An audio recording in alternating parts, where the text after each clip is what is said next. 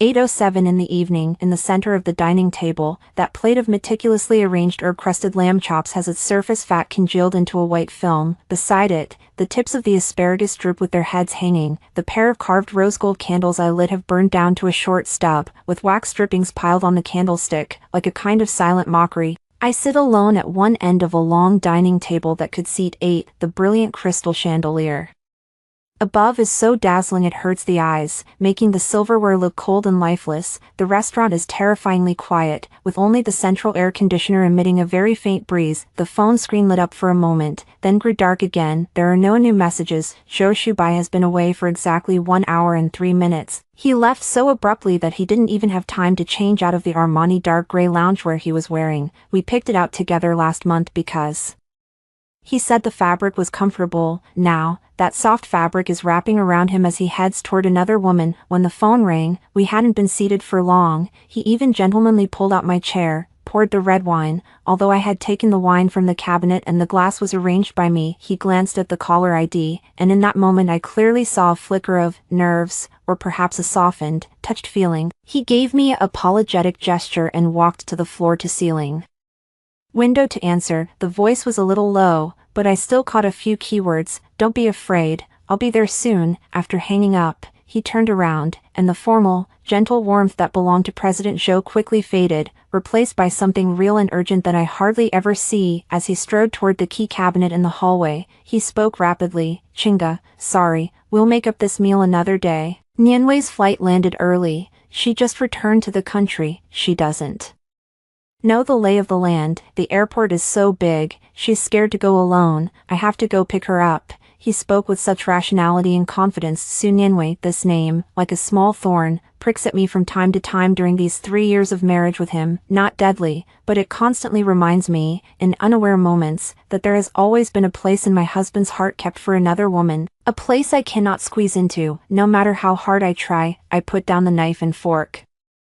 The metal clinks against the bone china plate, producing a crisp ding. Today is our 3rd wedding anniversary. My voice echoed in the empty restaurant, so calm that even I was a little surprised. You promised me there wouldn't be work, no social engagements tonight, just the two of us. Zhou Shubai had already put on his shoes, casually tearing off a light windbreaker from the coat rack. Upon hearing this, his movements paused. He turned his head to look at me, brows slightly knitted, a look in his eyes that carried a hint of impatience. Chinga, don't joke. Nianwei's situation is special. Her emotions have always been a bit unstable. You know that. There was a tone in his voice that implied you should be sensible. I'm just going to pick her up, settle her down, and come back very soon. How soon? I found myself asking. In your mind, how long does it take to settle her down? An hour, 2, or the whole night? His face darkened. Chinga, how can you be so unreasonable now? Nianwei is my friend. She's alone at a foreign airport, stranded and helpless. What's wrong with me picking her up?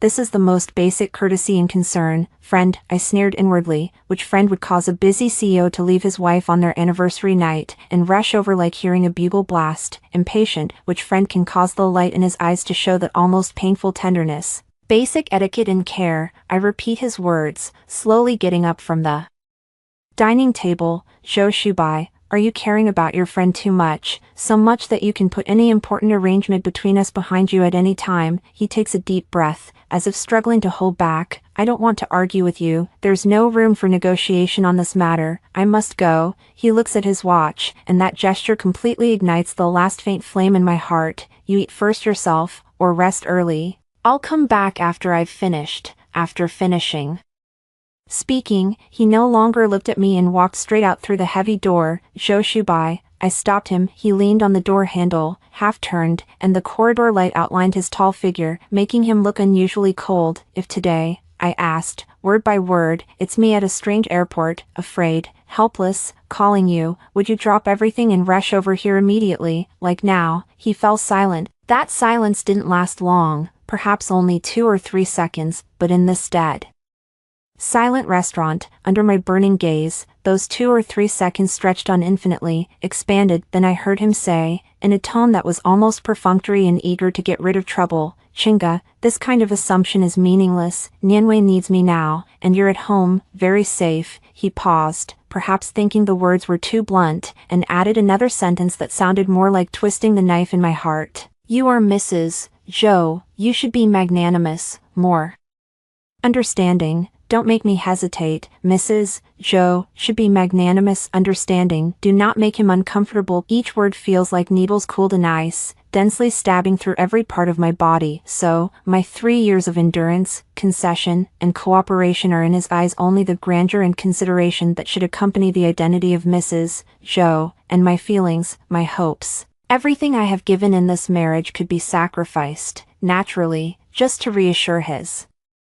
Nianwei. Bang, the gate was gently closed. He didn't even slam the door, he closed it so casually, it was as if he had just gone out to throw away the trash, or to the downstairs convenience store to buy a pack of cigarettes. It seemed as if just now he hadn't personally crushed the last gentle illusion of warmth between us. I stood there, unmoving, his gaze fixed on his seat, on the unmoving steak in front of him, and on the dark red liquid left in more than half of his wine glass. The candlelight flickered once and finally went out completely. A wisp of blue smoke rose, then dissipated into the air. The entire restaurant remained only with the pale bright ceiling light, and a cold, bone-deep silence. I slowly walked to the floor-to-ceiling window. This is the 28th floor, able to overlook a large portion of the city's dazzling night scenery. The traffic streams by, the neon lights flicker, and behind every lamp there seems to be a warm story, and this light of mine was just extinguished by my husband, with his own hands. No.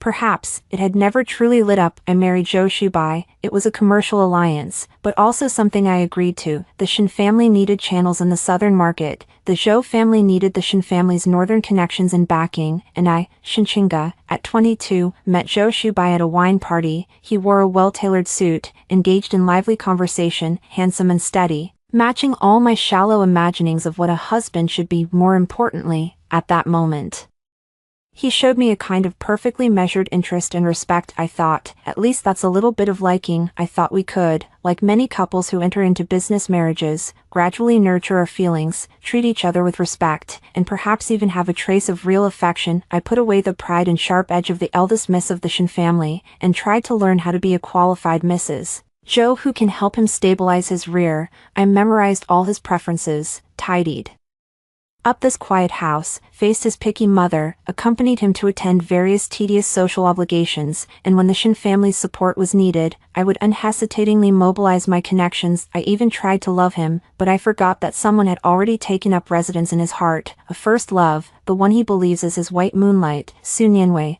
who, due to family misfortune, was sent abroad by his mother and separated from him. For the past 3 years, Su Nianwei's name has been like a ghost. It lingers in his momentary daydreams, in the past that his assistant blurted out, and in the photo in the deep drawer of his study that has been worn smooth by many caresses. I kept telling myself that it was all in the past. People must look forward. I, Shenqinga, could I still be outmatched by a shadow living in memory until tonight, until he, for that shadow, without hesitation, turns around and abandons me alone in this glamorous prison to celebrate our so-called anniversary. Safe, yeah, I'm at home, very safe, safely savoring the taste of being abandoned by him, safely watching my own intentions trampled. I look at my blurred reflection in the glass window, hair tied up, wearing the pearl white satin dress he once complimented as pretty, with a delicate makeup, but just like a clumsy clown. A strong, cold emotion surged from the depths of the heart, quickly spreading to every bone. It was not anger, not sadness, but a complete, lucid sobriety, as if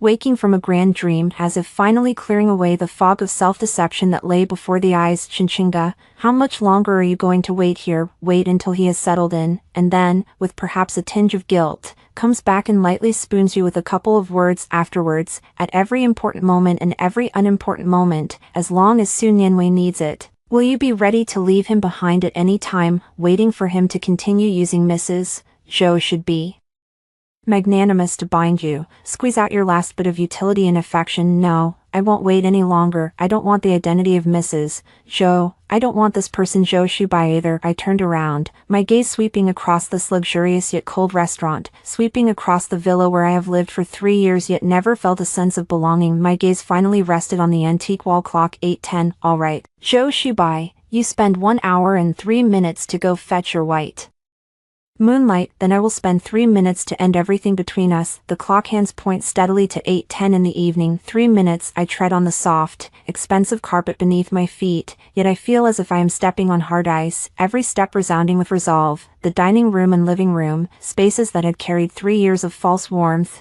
are quickly left behind by me. I didn't go to the master bedroom, but instead walked straight to the room at the end of the second floor that I used as a studio. Zhou Shubai had always thought that my painting was a boring pastime to kill time, and he had never seriously looked at any of my works. This studio was probably the only corner in the house that fully belonged to Shinchinga, not to Mrs. Zhou. Opening the door to the studio, the air was filled with the faint scent of turpentine and paint. I didn't turn on the main light, only twisting the small wall lamp at the door to brighten. Under the dim light, the unfinished work draped with a white cloth on the easel, and the sketchbooks piled in the corner, all appeared quiet and real. 3 minutes, no time to reflect. I had a clear goal and walked quickly to a wall-embedded safe. This isn't the Zhou family's. I secretly installed it myself, and the password was my mother Shinwani's birthday. I quickly entered the code, and the door softly popped open. There isn't much inside. At the very top is a deep blue velvet jewelry box, and what's inside isn't any piece of jewelry given by the Zhou family, but a pair of jadeite earrings left to me by my mother, of excellent quality and one of her dowries from the time. I lift the box, my fingertips brushing over the cool, lustrous jadeite. Here are my various documents, my identity card, passport, household registration book, a separate page, never moved into the Zhou family, and several bank cards. One black card is the deputy card of the Shin family's family fund, with an unlimited limit, but I haven't touched it in almost 3 years, like a stubborn insistence to prove I am not money that belongs to the Zhou family. Now, it is time for it to come into use. There is also a slightly worn craft paper file bag nearby, in which are the notarized documents of the prenuptial agreement, and a few shares of a tech startup company that I secretly invested in with my personal savings back then, which I hid from Zhou Shubai. I supported a senior student starting a business at the time, never expected the company to develop so well later, and this portion of equity is quite valuable. Zhou Shubai has never known about it. I took out the jewelry box, the document pouch, that black card, and the equity documents, and then from the bottom of the safe I retrieved a small USB drive, which contains some things that might be useful in the future. I shut the cabinet door and looked around the studio. My gaze landed on an inconspicuous canvas bag by the window, the one I used for field sketches before, large enough, durable, and it stood in stark contrast to the entire Zhou family's luxury. That's it. I stuff everything into the canvas bag all at once. The jewelry box and USB drive go in the inner pocket, documents are sealed in a waterproof bag, and equity documents are placed separately. After finishing these, I walk back to the master bedroom. In the huge walk-in closet, my clothes, bags, and shoes occupy half of the space, many of them still with tags on, gifts from Zhou Shi, from the old madam of the Zhou family, bought for various occasions. They are glamorous and exquisite, yet also like labels, marking the identity of Mrs. Zhou. I don't look at them for a moment. I walk directly to the innermost jewelry cabinet. Inside the glass cabinet doors, on the velvet lining, lay sets of diamonds, emeralds, pearls, and gemstones. There were engagement pearls, a diamond necklace given for Zhou Shubai's birthday, an antique jade bracelet passed down from Madame Zhou, each one priceless. Glittering under the lights, I opened the cabinet door. Without any hesitation, taking out all the jewelry inside, along with those custom jewelry boxes, then, I walked to the center of the master bedroom to the huge bed that Zhou Shubai and I had slept on for 3 years, yet always felt cold. I piled all the jewelry on the bed's center, like trash, with a loud clatter, right where we were supposed to rest beside each other. Diamonds refract icy, glaring light on the dark bed sheets. Finally, I take off the 3-carat wedding ring from my left ring finger. After wearing it for 3 years, there are even faint marks on the inner side of the band. I hold it, and the coolness of the metal can be felt at the tip of my finger. I place it gently on top of that pile of jewelry. After all this, I return to the study. In Zhou Shubai's study, I don't come here often, but I know where the divorce agreement template is. His lawyer once gave me one, in the pretended name of understanding the process, but really it was a subtle reminder. I was prideful at the time and felt I wouldn't need it, so I casually shoved it into the desk drawer. I found that document and printed it. In the sections that needed to be filled out, I wrote swiftly and neatly: Party A, the husband, Zhou Shubai; Party B, the wife, Shinchinga, property division; Party B voluntarily waives all parts of the joint marital property that belong to Party A, including but not limited to shares in Party A's company, investment income, real estate, etc., items gifted to Party B by Party A and Party A's family during the marriage, list in Appendix 1, have all been returned and placed on the master bedroom bed. Party B's assets are unrelated to Party A. Other agreements, none. Signature place, Shinchinga. I signed my own name, the stroke piercing through the paper. Then I took out a box of Indonesian incense from the drawer, the kind Joshubai used to fumigate the study. I lit a small piece, picked up a bronze paperweight on the desk, engraved with his initials, and pressed it onto the divorce agreement that had just been signed. The faint smoke from the incense piece rose, carrying a calm sandalwood scent, mingling with the leather and paper aroma of the study. This is probably the last trace of a human presence I have left in this house. I didn't write the inventory in Appendix 1. The pile in the middle of the bed is everything he and his family gave me. He would naturally recognize it.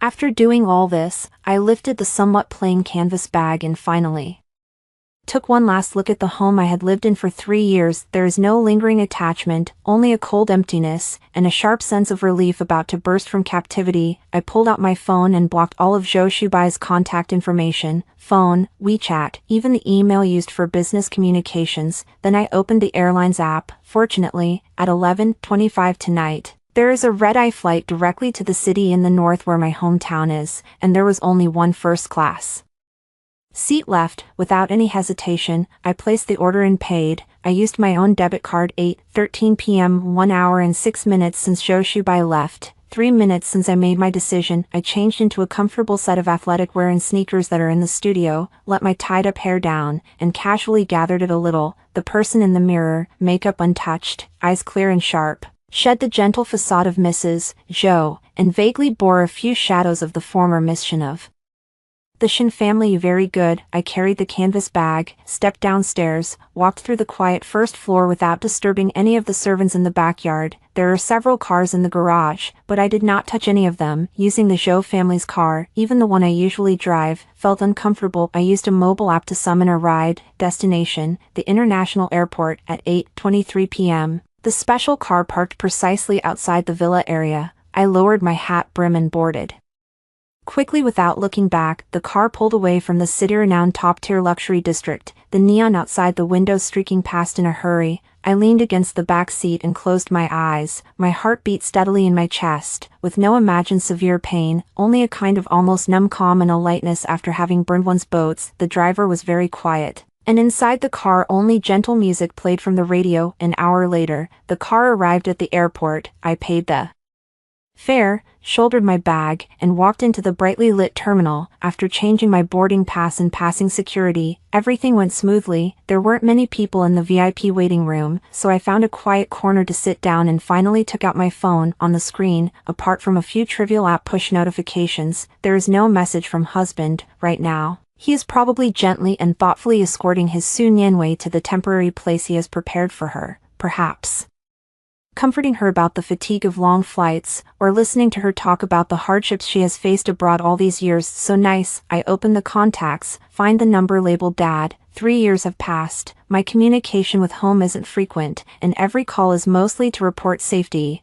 or to answer when he asks, "How is Joshubai with you?" with a simple, "He's doing well." The finger hovered above the screen for a few seconds, then I tapped down. The phone rang for only 2 seconds before it was connected. The speed surprised me into a small moment of astonishment. "Hello, Chinga." Father Shinguofeng's voice came through the earpiece, deep and steady, carrying a kind of long-held authority, but at this moment, beneath that authority, there seemed to be a trace of barely perceptible tension. "It's so late to call. What happened?" Hearing that familiar voice, my throat suddenly tightened, but I quickly forced it down. "I must not cry, Chinga-shin, you are not qualified to be weak right now." I took a deep breath and tried to make my voice sound as calm as possible, even a little cold and hard. "Dad, nothing happened to me," I said, "but I'm back." There was a moment of silence on the other end. I could almost imagine Dad straightening up in the study, his brows furrowed. "Coming back, now, where are you?" His questions came one after another, and his pace quickened. "I'm at the airport, on a flight at 11:25, and we'll land around 1:40 tomorrow morning." I paused, speaking clearly. "Dad, my marriage to Zhou Subai ends here." What? My father's voice rose abruptly. Even across the waves I could hear the shock and anger. What exactly happened? Did that Zhou kid bully you? Or is it the Zhou family? The specifics. I'll tell you in person when I'm back, I interrupted him, with an unyielding tone. But for now, I need you to do one thing. Say it. Father's tone also settled, returning to the decisive calm he's known for. The marriage alliance between the Shen family and the Zhou family cannot be broken. I looked at the blinking navigation lights on the tarmac outside the glass window and said word for word, but the marriage partner must be replaced. Replace it. The father's voice was full of doubt. Replace whom? Zhou Shubai is the sole son of this generation in the Zhou family. Switch to a collateral branch, it wouldn't mean much. No, my voice was cold and clear. What I mean is that the Shen family must continue to marry into the Zhou family. But the person who marries cannot be me, Shen.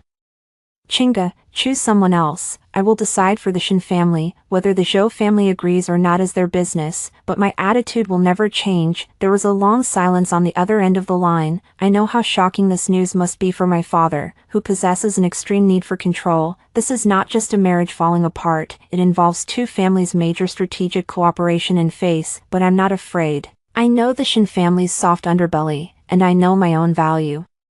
For a long time, the father's voice sounded again, carrying a gravity after deep reflection. Chinga, are you sure you've thought this through? This isn't a game. I'm clearer than ever. My nails dug deep into my palm, using pain to maintain absolute alertness. Zhou Shubai has no room for me in his heart. His white moonlight is back. Just tonight, on our wedding anniversary, he left me to go pick up at the airport. Dad, I don't want such a marriage. I don't want such a man.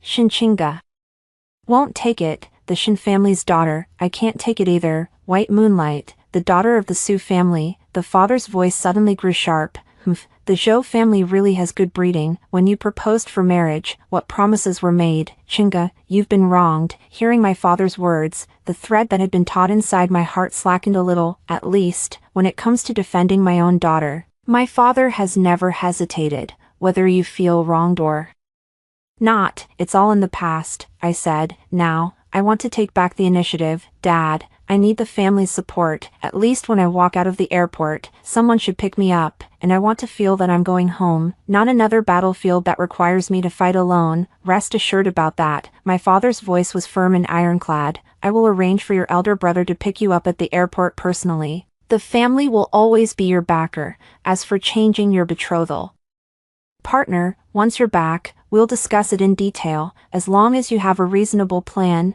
Dad will support you. Thank you, Dad. Those two words came from my heart. Family comes first. Don't say this. The father paused, his tone easing, with a hint of a father's concern. Be careful on the road. Don't think about anything else. Just come home. After hanging up, I held the slightly warm phone and looked at the endlessly dark night sky outside the window. The broadcast began.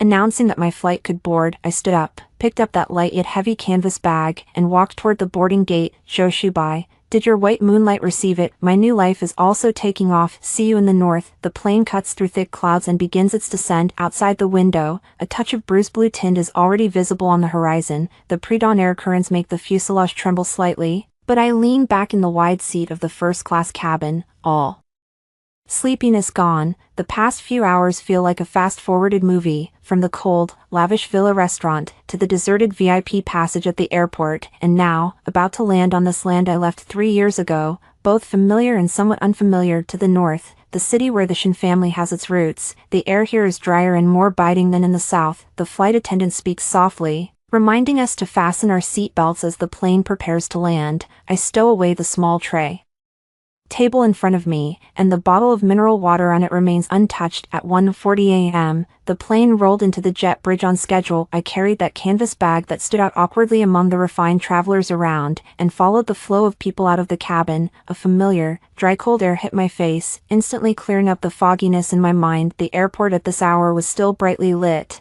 but the crowd had thinned considerably. I kept my head down and walked briskly toward the arrivals hall. There wasn't much homesickness or sentimentality in my heart, only a pressing urge to settle the matter. As soon as I reached the exit, I saw at a glance the figure standing in a conspicuous place. Shenlin, my older brother. He wears a deep gray cashmere coat, his posture upright, his face stern, standing there with a naturally aloof air that keeps people at bay. The surrounding crowd of people coming to pick him up seems to instinctively keep a small distance from him. Half a step behind him stand two young men in black suits with sharp, purposeful expressions, likely his assistants or bodyguards. When he saw me come out, Shenlin's keen eyes, inherited from his father, immediately locked onto me. He stepped forward quickly, appraising me from head to toe, and a barely noticeable frown furrowed his brows, as if he was displeased by my outfit, which seemed too plain and even a bit shabby. "Big brother." I stopped and called out. Shenlin reached out and naturally took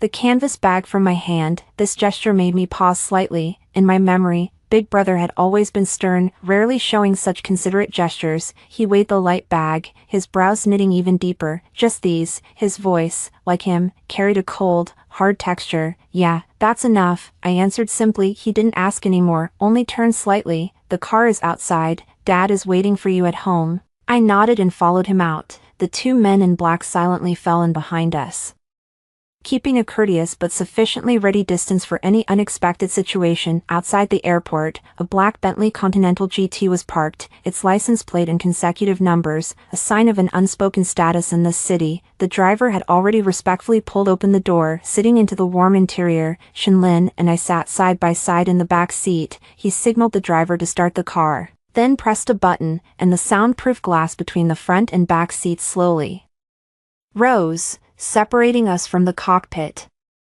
The car was filled with a faint scent of cigars and leather, the signature atmosphere my father and elder brother often carry. "What's going on?" Shenlin asked directly, eyes blazing as he looked at me. "What did Dad say on the phone? What did Joe Subai do?" I leaned back against the soft leather seat, a wave of fatigue finally washing over me, yet my mind was unusually ebullient. I watched the night scenery rushing backward outside the window, the familiar streets and building silhouettes gradually becoming clear. Our wedding anniversary. He left me and went to the airport to pick up Su Nianwei. My voice was very calm, as if I were merely stating someone else's affairs. Shenrin's breath seemed to pause for a moment. The air in the carriage suddenly cooled. "Swan Nianwei." He repeated the name, a tone full of unabashed contempt and disgust. "The woman who took money from the old Mrs. Zhou and promised to leave the country. She's back." "Yeah, she's back." I forced a smirk, and it seems Zhou Shubai still hasn't forgotten her, is tender and considerate toward her. "Damn it," Shenrin hissed under his breath, fists clenched, the veins on the back of his hands bulging. He clearly steamed with genuine anger. "How did the Zhou family even come to ask for your hand back then, vowing that you were the only wife they recognized? It's been only 3 years, and he would debase you like this for the sake of some woman. Do you think our Shen family is dead?" I didn't respond, allowing the elder brother's anger to spread through the carriage. This feeling of being unconditionally defended by family seeped a trace of warmth into the cold depths of my heart. For 3 years, in the name of the so-called husband and wife as one, I almost cut off deep ties with my natal family, floundering alone in the Zhou family. Like a fool, I've signed the divorce agreement and left it with the Zhou family, I continued. "What he gave to the Zhou family, I didn't take. Either. I've returned everything." Shenlin took a deep breath, forcing herself to calm down, but her eyes remained cold. "What you did was right. Our Shen family's daughter doesn't lack that thing of his. If you want a divorce, then divorce, Dad, and I think the same. We absolutely won't let you suffer even the slightest wrong in the Zhou family. You just come back." He paused, looked at me, and said, "Dad mentioned on the phone that the engagement should continue, but we should find someone else." "Yes," I faced his gaze head-on, without flinching. "The collaboration between the Shen family and the Zhou family involves several important cross-border projects and the entrance to northern ports. It cannot be entirely halted because of my marriage falling apart. The loss to the Shen family would be too great." A hint of surprise flashed in Shenlin's eyes, as if she hadn't expected me to calmly analyze the stakes. "For the past 3 years, what I have been playing in front of them has always been the image of a daughter who is immersed in marriage and not much involved in family affairs. So what?" He motioned for me to go on. "So, the marriage alliance must continue, but the partner must be replaced." My tone was firm. "It won't be me, Shinchinga.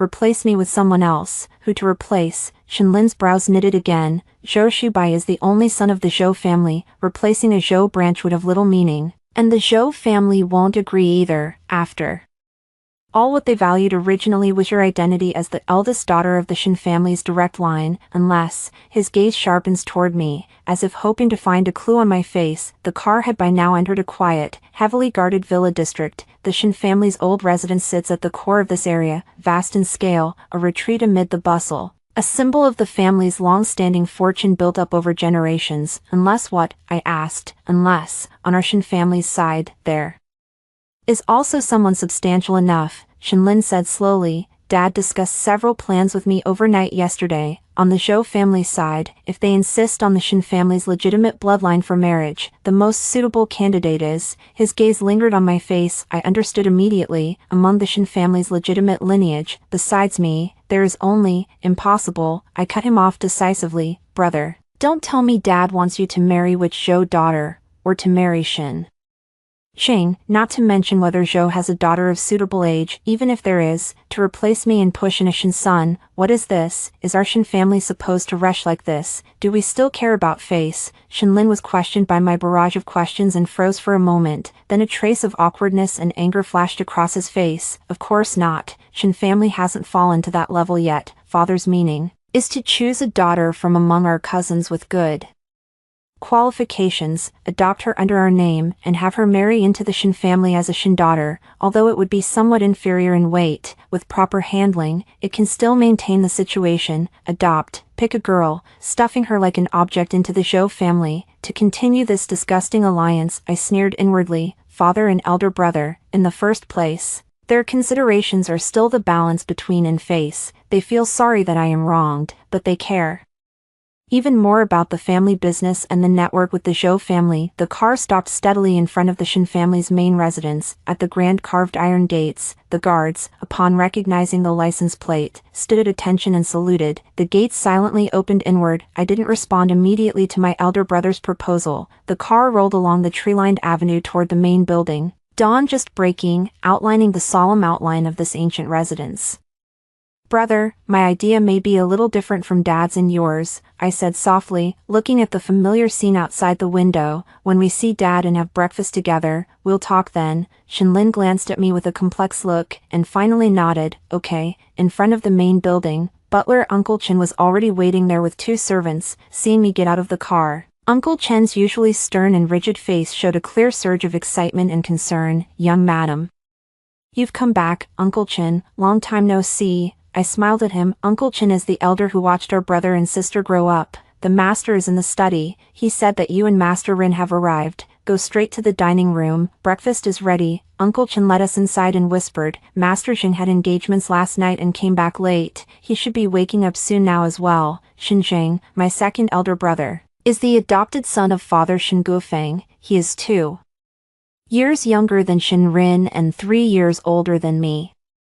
He has been in charge of overseas business and new investments for the group, quick-witted, with effective means, and steady and mature. He's Father's right-hand man. He and I have always had a good relationship. Stepping into the main house, that thick, warm atmosphere, mixed with old wood and the scent of books, surrounded me. Unlike the Zhou family villa, which flaunts luxury and cold wealth, every brick and tile here is soaked with time and connotation. My heart oddly settled. The restaurant is in Chinese style, with a rosewood round table, spacious and bright. On the table are already set congee with small dishes, crystal shrimp dumplings, crab roast soup dumplings, and a few refined dim sums, all with authentic northern flavors, and also the foods I loved as a child. Father Shin Guofeng is already seated at the main seat. He wears dark blue Chinese-style loungewear, his hair neatly combed, his face solemn, imposing without anger. When he sees me come in, he lifts his eyelids, and his gaze sweeps over me like lightning, lingering for a moment on my simple attire. A trace of pity flickers in his eyes, but is quickly replaced by a deeper seriousness. Dad, both Shinlin and I speak in unison. Sit, the father says briefly and to the point. I had just sat down when the side door of the restaurant was pushed open. Xinjing wandered in yawning, dressed in a comfortable hoodie and casual pants, his hair still a bit messy, his chiseled face carrying the languor of a hangover not yet gone. When he saw me, he clearly hesitated for a moment, then his eyes widened. Chinga, why did you come back at this early hour? As he spoke, He keenly sensed the unusually heavy atmosphere in the restaurant, and the unpleasant expressions on his father's and elder brother's faces. He swallowed the rest of his joke, and his brows furrowed. "What happened? Eat first," his father spoke, picking up his chopsticks. A breakfast eaten in quiet, silent, only the occasional clinking of bowls and utensils broke the stillness. I knew this was the calm before the storm. Father is waiting, elder brother is waiting. Xinjing looks from this to that with a puzzled gaze. I slowly drank the porridge, and my stomach began to feel warm. My body regained a trace of strength, and I also regained the confidence and edge that belonged to Xinjingda. When my father put down his chopsticks and picked up a warm damp towel to wipe his hands, I knew the time had come. He looked at me too, his eyes signaling, "Speak." Shenlin and Xinjing also stopped what they were doing, and their gazes fixed on me. I put down the spoon, picked up the napkin, and gently wiped the corners of my mouth. Then I looked up, meeting the gazes of my father, elder brother, and second elder brother, my voice clear and steady, yet like a stone thrown onto the still surface of a lake. "Dad, eldest brother, second elder brother. I've come back because my marriage to Zhou Shubai is over." Xinjing drew a sharp breath, turning suddenly to his father and Shenlin, and found that although their faces were pale, there was no surprise. Clearly they were already aware. I continued, "The reason for the end is simple. He doesn't have me in his heart. His first love, by Yue Guang Sunyanwei, returned to the country, and on the night of our third wedding anniversary, he left me to pick her up at the airport. A husband like that, a marriage like that, I refuse to tolerate." Xinjing slammed his fist on the table, rattling the dishes. "That bastard Zhou Shubai, I've never liked him. How dare he bully my sister like this?" His father swept a glance over, and Xinjing grit his teeth, hard holding back his rage, and sat down. "I have already signed the divorce agreement and left it with the Zhou family. I have returned everything the Zhou family gave me. From now on, I am severing ties with Zhou Shubai and the Zhou family." My tone was steady, yet carried a steel-like hardness. Father spoke slowly.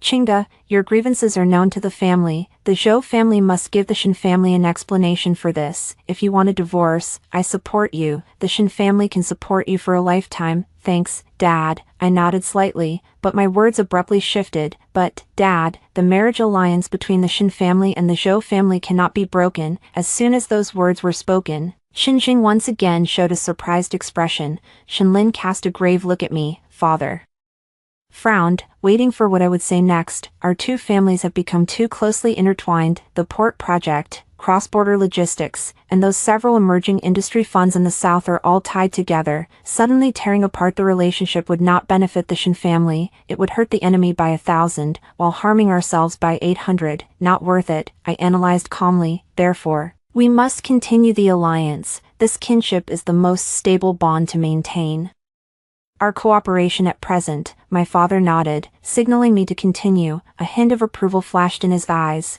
as if surprised by my understanding of the family business, but I intensified my tone, sweeping my gaze over the three people present. "The woman who marries into the family cannot be me, Xinjingda. I cannot bear that person, and the Shen family cannot bear that person either. After being humiliated like this by Zhou Subai, to have the Shen daughter married off, how will outsiders view us Shen family? They will think we're afraid of the Zhou family and that we cannot endure apart from them." Shenlin spoke in a deep, firm voice. "I've discussed it with Dad and we've considered adopting a girl from a collateral branch. No, I rejected this plan outright. An adopted girl wouldn't carry enough weight. Zhou family wouldn't be satisfied, and our Shen family's say in the cooperation would be undermined, and besides, using an innocent girl's marriage to plug the hole is something our Shen family won't do." Father's eyes sharpened. "So what do you mean?" I took a deep breath and threw out the earth-shattering plan I had been thinking about all along. "Continue the marriage alliance, but change the partner. Not that our Shen family is swapping a person to marry outward." I spoke clearly, enunciating every word,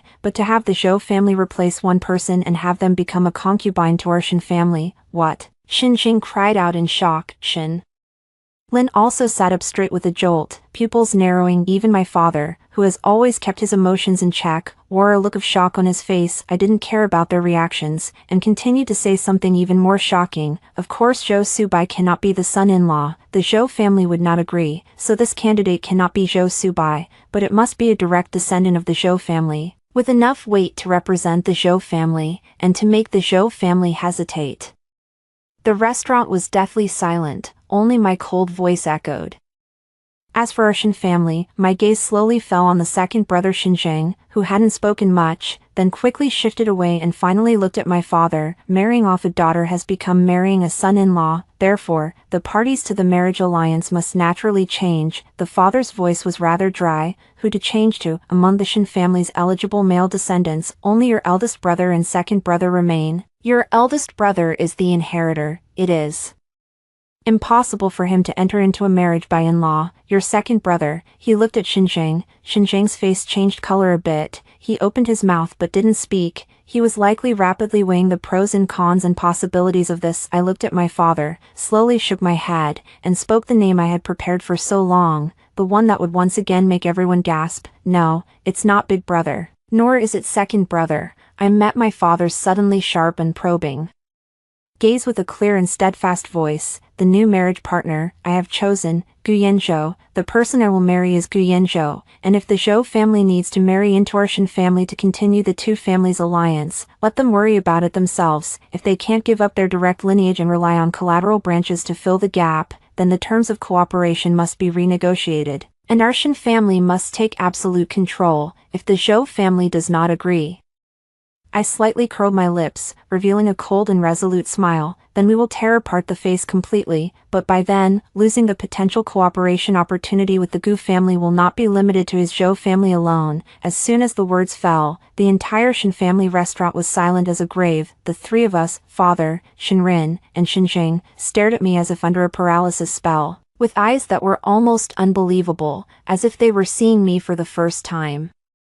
Gu Yanzhou, the meaning behind this name, they are all too clear about, more illustrious than the Zhou family, deeper in roots, influence spanning home and abroad, a true family at the very top of the pyramid, and Gu Yanzhou himself is famously capable, formidable, and extremely difficult to approach. I, a daughter of the Shin family who has just been divorced, dare to speak up and say I want to marry Gu Yanzhou. This is no longer merely dropping a thunderclap, this is to overturn the entire chessboard and redefine the rules of the game. Under the same night sky, at another end of the city, Zhou Subai held the steering wheel with one hand, rubbing his slightly swollen brow with the other. The street scene outside the car window sped backward, and the glow of neon lights dragged into blurred ribbons in his eyes. In the front passenger seat, Sun Yanwei seemed to be asleep, her head slightly tilted toward the window, her breathing steady, the long eyelashes casting a small shadow under the eyelids. Looking delicate and harmless, he glanced at her, and the subtle discomfort in his heart from leaving Shinchinga seemed to be washed away somewhat by this fragile need to be protected that stood before him. When she was sent to the downstairs of the prearranged upscale apartment building, it was almost 1 o'clock in the morning. Sun Yanwei got out of the car, but did not leave immediately. Instead, she turned around, her eyes a little red,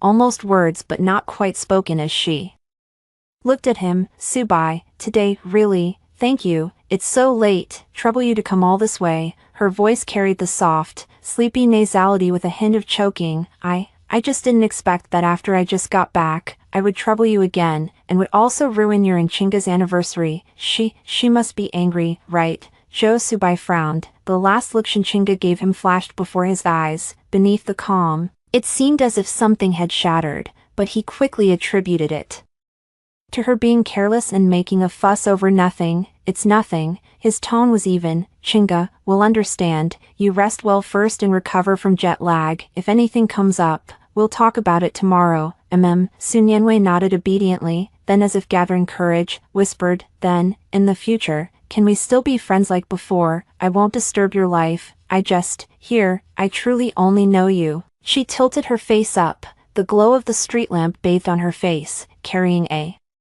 fragile beauty that overlapped with the girl in her memory who needed his protection. A soft spot in Zhou Subai's heart warmed a little, and he nodded. Of course, go on up, it's chilly outside. Watching Sun Yanwei take one backward glance after another, finally stepping into the apartment building, Zhou Subai started the car again. On the way back from the villa, that subtle restlessness resurfaced again. The question Shinchinga asked at the end was like a thorn, stabbing into his heart. If Today I were at a strange airport, scared and helpless, calling you. Would you drop everything and rush over immediately, like now? He wouldn't. This answer didn't even require a moment of thought. Shinchinga is Shinchinga, the eldest daughter of the Shin family, his wife, Mrs. Zhou. She has always been independent, handling things with poise, never requiring him to tread as carefully as one would with something fragile. And Nianwei is not the same. She has endured family upheaval.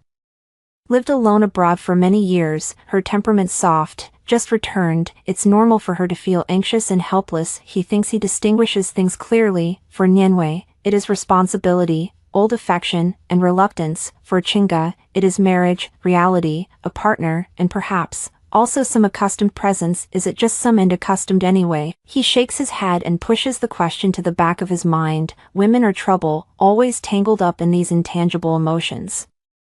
Maybe when he goes back tomorrow, a little coaxing will suffice, buy her some jewelry she likes, or perhaps agree to accompany her to that art exhibition she's always wanted to go to. The car drove into the villa area, and a faint gray-white color began to appear on the horizon. It was well past 3 o'clock in the morning. The villa was enveloped in darkness, quiet as ever. Zhou Shubai entered the password and pushed open the heavy carved door. The foyer light detected automatically, and in the dim yellow light, everything seemed normal, yet there was an indescribable emptiness. He changed his shoes and instinctively glanced toward the dining room. It was pitch dark there, with no light and no one waiting for him. A strange, indefinable feeling rose up in his heart again. Usually, if he came back late, even if Shinchinga had fallen asleep first, there would still be a small lamp lit in the living room or dining room. Today, was he really incredibly angry? He took off his coat, casually draped it over the back of the sofa, loosened his collar, and walked toward the master bedroom upstairs. The door to the master bedroom was ajar, and the room was pitch black inside. Chinga, he pushed the door open and softly called out. There was no response. He reached for the switch on the wall, and with a click, the light came on. The soft light instantly filled the room. The large bed was perfectly smooth with not a crease, and the blanket was folded neatly. Clearly no one had slept there. Zhou Shubai paused in astonishment. He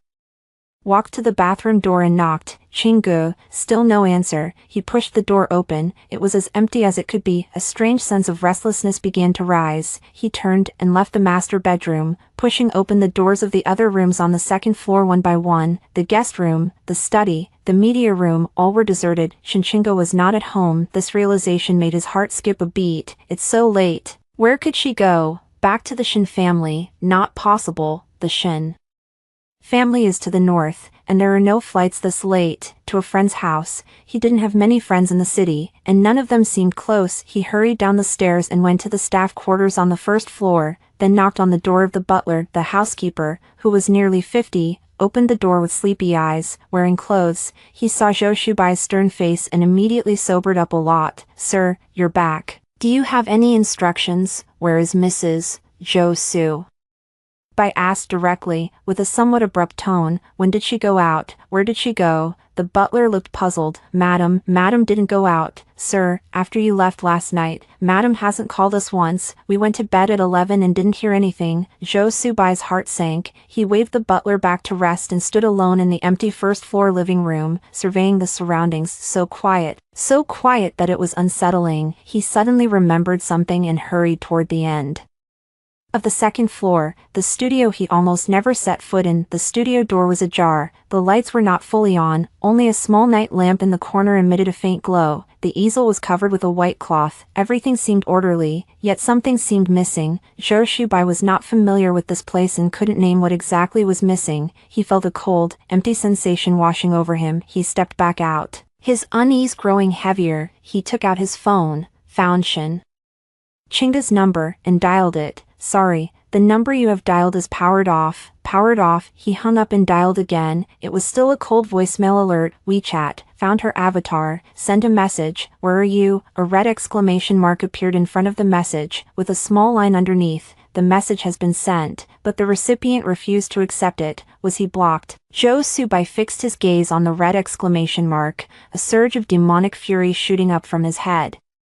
Shinchinga, she actually dared to block him, just because he went to pick up Nianwei. When did she become so unreasonable and so petty? His face dark as thunder, he tried dialing another number Shinchinga usually used, only to find it also turned off. In the fury, a trace of panic quietly welled up, blacklisting, turning off the phone, leaving home in the middle of the night. This isn't Lao Shinchinga's usual style. Even if she's angry, at most she would glare and ignore him, or go back to her parents' house for a couple of days, but she would never disappear, much less block him. Could it be something really happened? This thought tightened his heart, but it was quickly denied. Impossible. This is a luxury villa area, with tight security. What could possibly happen? Most likely she's throwing a tantrum, deliberately hiding to make him anxious. Yes, that must be it. Zhou Subai forced himself to calm down. He returned to the study, intending to deal with a few emails, waiting for her to cool off, either come back or turn on the computer. However, when he pushed open the door to the study and pressed the light switch, his gaze was immediately seized by the abrupt white spot in the center of the desk. That was a document. At the top of the document, his usual copper paperweight pressed down. Beside the paperweight, a small piece of Indonesian incense had burned to ashes, leaving only a faint gray-white mark and a barely audible residual fragrance. Zhou Shubai's breath suddenly stalled. He almost mechanically stepped forward, each step like treading on cotton. In the study only one desk lamp was lit, the light dim but enough for him to see the bold black characters at the top of the document, divorce agreement. Below is Shinchinga's neat and resolute signature. Zhou Shubai only felt a chilling air rushing from the soles of his feet straight to the crown of his head. The blood in his whole body seemed to freeze at that moment. He stood frozen in place, his eyes fixed on that agreement, his mind completely blank. Divorce. Shinchinga wants to divorce him, just because he went to pick up Nianwei. What a joke. The enormous absurdity and the incendiary anger instantly overwhelmed his rationality. He grabbed the agreement violently, the paper snapping with a painful crack in his grip. He skimmed quickly over the clauses, and when he saw Party B voluntarily waives all parts of the joint property belonging to Party A, and all items donated to Party B by Party A and Party A's family during the marriage have been returned in full, his pupils constricted severely. Return in full. He seemed to be suddenly scalded, tossing the agreement aside, turning around to rush out of the study, taking a few steps onto the stairs, and flinging the door of the master bedroom open with a slam. The lights came back on this time. He could see clearly. Earlier, due to his agitation and his preconceived notions, he had only felt the room was empty. Now, he could clearly see that the half of the walk-in closet that belonged to Shinchinga, although the clothes were still there, all the conspicuous jewelry cabinets and vanity drawers with their bottles and jars had vanished from all the obvious places, and the brightest thing was in the center of the bed. On that expensive, deep gray imported sheet, a small, dazzling mountain was piled up, all the jewelry and ornaments he had given, the Zhou family had given, from the engagement diamond ring to various anniversary gifts, even including the pair of old mine jade bangles that her mother privately passed to her. All were piled there haphazardly. Diamonds, jade, pearls, and various gems reflected cold, mocking light under the lamp, like a pile of gorgeous yet useless trash. And at the very top of that jewel mountain, a ring lay quietly, the wedding ring he personally put on her finger, symbolizing Mrs. Zhou's status. Zhou Subai walked to the edge of the bed step by step, bowing his head to look at the pile of things, at the lonely wedding ring.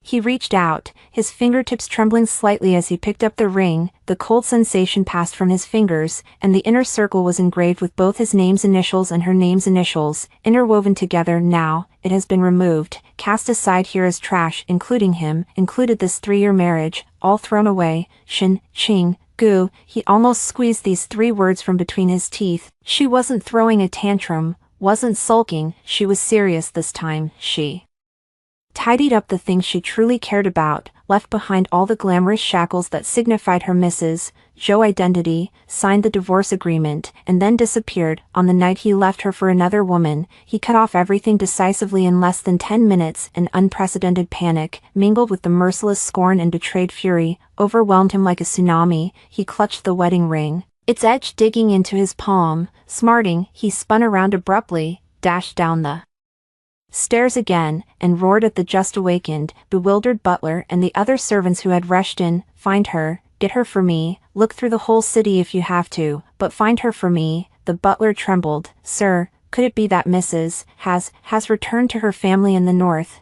family home. The Shin family. Zhou Shubai seemed to have grabbed onto a lifeline. Yes, the Shin family. She must have gone back to the Shin family. Aside from there, where else could she go? He immediately pulled out his phone, scrolling for the numbers of Shin Guofeng or Shin Lin. He wanted to ask clearly, how could Shin Qingge be so capricious, divorce just because she says so? Did he approve? Did the two families discuss it? Does she think marriage is a joke? However, just as he found the number and was about to dial, his movement froze. 4 o'clock in the morning, calling to complain to Shin Jiaxing at this hour, questioning Shin Guofeng. Why did your daughter run away from home and also want a divorce? What would Shin Guofeng's reaction be? What would Shin Lin's reaction be? Zhou Subai suddenly realized that if Shin Qingge really returned to the Shin family and told them about tonight's events, then if that call was made, the one at fault would be him. For his first love, he abandoned his wife, causing her to leave home overnight and decide to divorce. If this gets out, not only will his face be smeared in Zhou Shubai's eyes,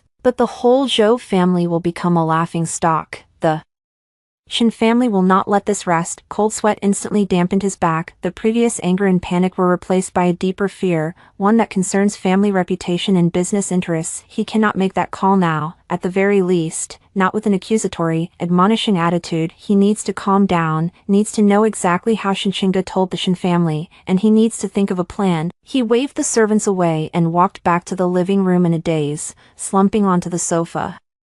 He still held tightly onto the wedding ring in his hand, which pinched painfully at him. The living room didn't have the main light on, only wall lamps glowing faintly. Outside the window, the sky was gradually brightening, dawn seeping through the thick gaps of the curtains, squeezing in a few faint rays of light. He sat like that, watching those few rays of light go from faint to clear, listening to the distant, hazy sounds of the city waking up. A night of insomnia's weariness and a huge mental shock left him with a splitting headache. Shin Qingge, what exactly does she want to do? Just because he went to pick up Nianwei? No, impossible. There must be another reason. Has the long-standing resentment intensified? Or, does the Shin family have some new plan? Various guesses churned in his tangled mind. He recalled Shin Qingge's 3 years of meek propriety, the occasional hints of loneliness, and every time she saw that old photo in his study, her eyes would instantly avert. Those details he had once ignored now surfaced with incredible clarity. Could she have cared all along, just kept bearing it, and this anniversary night became the last straw that broke the camel's back, so that she left so decisively, with no room for retreat?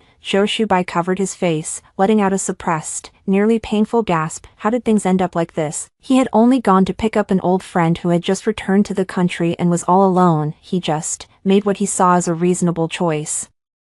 Why is Shin Qingge's reaction so intense, so terrifying, as if what he had lost was not merely a wife, but something crucial he had never really cared about, something he now panickingly realizes he may never recover? The phone suddenly vibrated, unusually harsh in the quiet living room. Zhou Shubai snatched up the phone. The name blinking on the screen was Su Nianwei. He fixed his gaze on that name, for the first time not wanting to answer immediately. Instead, an inexplicable irritability surged in his chest. If it weren't for going to pick her up, the thought rose just a moment, but he forcibly suppressed it. No, he can't think like that. Nianwei is innocent, she simply needs help. But what about Shin Qingge? The phone rang for a while and finally stopped. Zhou Shubai watched the quieted phone screen, then looked out at the increasingly bright dawn outside. A new day had begun, and he, sitting in his billion-worth yet cold and empty villa, held a discarded wedding ring in his hand, with a signed divorce agreement in front of him, having lost his wife's trace and possibly about to face the enraged fury of the North Shin family. All of this was only because of last night's phone call, and his natural and proper choice. Zhou Shubai slowly leaned back against the sofa,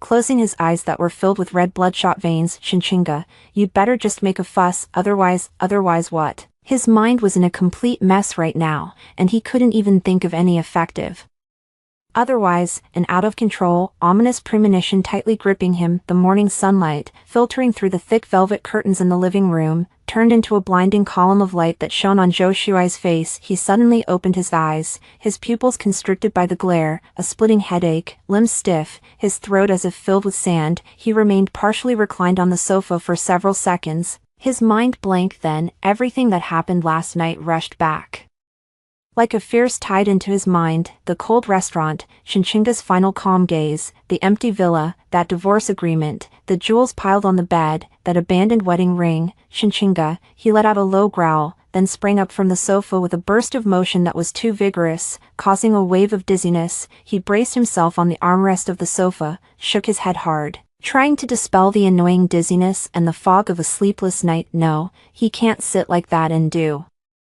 it. He must find her and ask clearly what she really intends to do. Divorce. Does she think divorce is such a simple matter? It involves the interests and faces of two families, countless tangled collaborations. How could she be so willful, to leave just like that, to divorce on a whim? Anger once again ruled his emotions, overpowering the fear and unease from last night in that brief moment. Yes, it must be her throwing a tantrum, using this extreme method to coerce him into submission. He knows Shinchinga, though she can be stubborn at times, she has always understood the situation, looked at the big picture. How could she possibly act recklessly? She must have returned to the Shin family. It won't be long before the Shin family calls. Either Shin Guofeng comes to condemn him for his crimes, or Shinchinga herself won't be able to hold on and will him. What he needed to do was to steady himself, to be prepared with negotiating talking points, to take the initiative. With this in mind, Zhou Subai forced himself to calm down. He walked into the bathroom, washed his face hard with cold water, and looked at the man in the mirror with a bruised under eye and a sallow color. He frowned,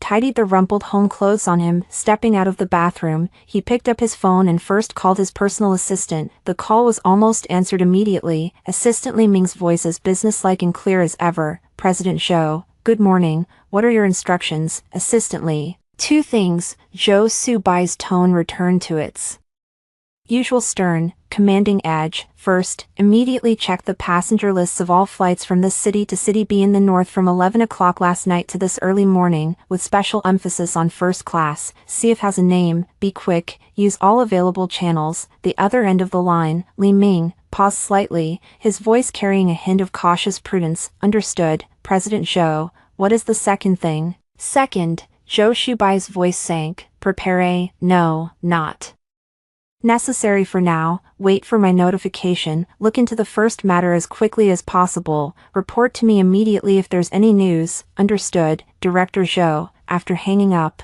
Zhou Shubai walked into the dining room. The table from last night's cold memorable dinner had been cleared by the servants, the table spotless as new, as if nothing had happened, but this deliberate neatness felt more like a silent taunt. He had no appetite and went straight to the study. The divorce agreement still lay unfolded on the desk, as signature glaringly obvious. He grabbed it, wanting to tear it up, but halfway raised his hand and stopped. What's the use of tearing it up? She can sign again. With a grim look, he stuffed the agreement to the very bottom of the drawer, eyes averted from it. Then he turned on the computer and tried to deal with some work emails, trying to distract himself. However, the numbers, reports, and contract terms that usually could immediately capture all his attention now became blurred and difficult to enter his mind. Shinchinga's calm and determined gaze kept popping up at inopportune moments. Time passes second by second, and every moment feels unusually long. At 9 in the morning, Li Ming's call came back. Chief Zhou, I found it. Li Ming's voice was quieter than usual and his pace slowed a bit as if weighing his words. According to the Civil Aviation System records,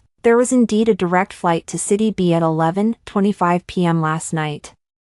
Among the first-class passenger list, there is a mess, Shinchinga's name. She bought the ticket with her personal ID, and the boarding time was around 11:05 p.m., despite having anticipated it for a long time. The moment the confirmation came, Zhou Shubai's heart was clenched hard by an invisible hand. She had really gone back. She left overnight, not a moment to spare. Any other findings? Zhou Shubai's voice was a little tight. We also tried to pull some airport surveillance. Li Ming's tone became more cautious. We saw that Ms. Shin arrived at the airport at around 10:40 p.m., alone, with only a plain-looking canvas bag, dressed casually. She used the VIP exit to check in, didn't interact with anyone during the process, and her expression looked very calm. Calm again, the same word. Zhou Suabai clenched her fists, nails digging into her palms. How could she be so calm? After doing something as crazy as running away from home and unilaterally announcing divorce, how could she act like nothing happened, walk through security calmly, and board the plane? Also, Li Ming hesitated for a moment, then continued, Director Zhou, we also checked the bank card transactions used by MS Shin to purchase the ticket. We found that in nearly the past 3 months, there have been very few purchases on that card, almost only some small, everyday expenses. However, around last night's ticket purchase, there were a few anomalous inquiry records, pointing to another card. What card?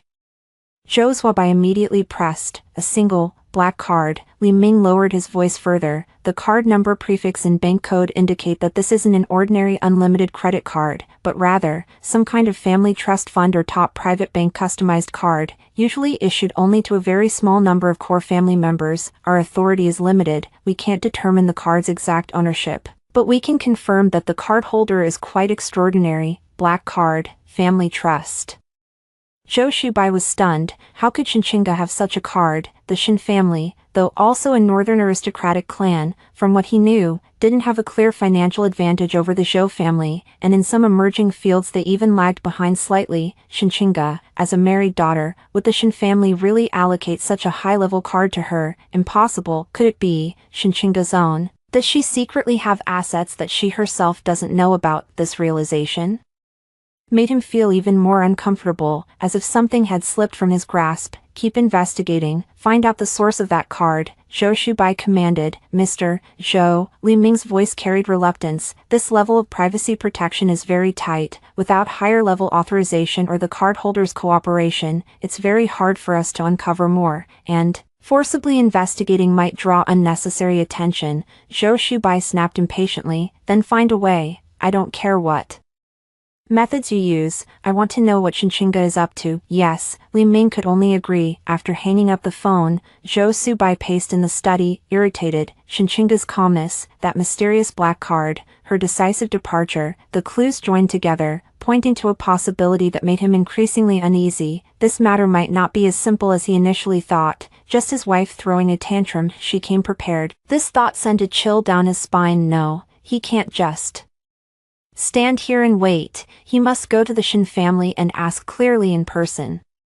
He wants Shinchinga to know the consequences of doing this. He wants the Shin family to understand that letting their daughter behave so riotously is no good for either family. Impulsively, he had the butler prepare the car, and he called Li Ming to book the earliest flight to City B. He didn't even change his clothes, just wore his wrinkled home clothes and a thin jacket, grabbed the car keys and his phone, and rushed out the door. On the way to the airport, he tried calling Shinchinga again, but the phone was still off. He sent a few WeChat messages, but he was still blocked. This complete lack of contact felt like a cold shower, gradually dousing part of his anger, yet making his anxiety and sense of losing control grow stronger. Around 1 p.m., Zhou Subai's flight landed at City B International Airport. The northern air was dry and cold, and the wind brushed the face like a knife. Zhou Shubai wore only a thin jacket. Once off the plane, he shivered, but this physiological cold was far less than the restlessness and gloom in his heart. He did not inform the Shin family, but directly had someone from the B City branch send a car, heading straight to the area where the Shin ancestral home was located. It was a villa area with strict guards, low-key but deeply cultured, with towering trees and a tranquil environment, completely different from the ostentatious style of southern luxury neighborhoods.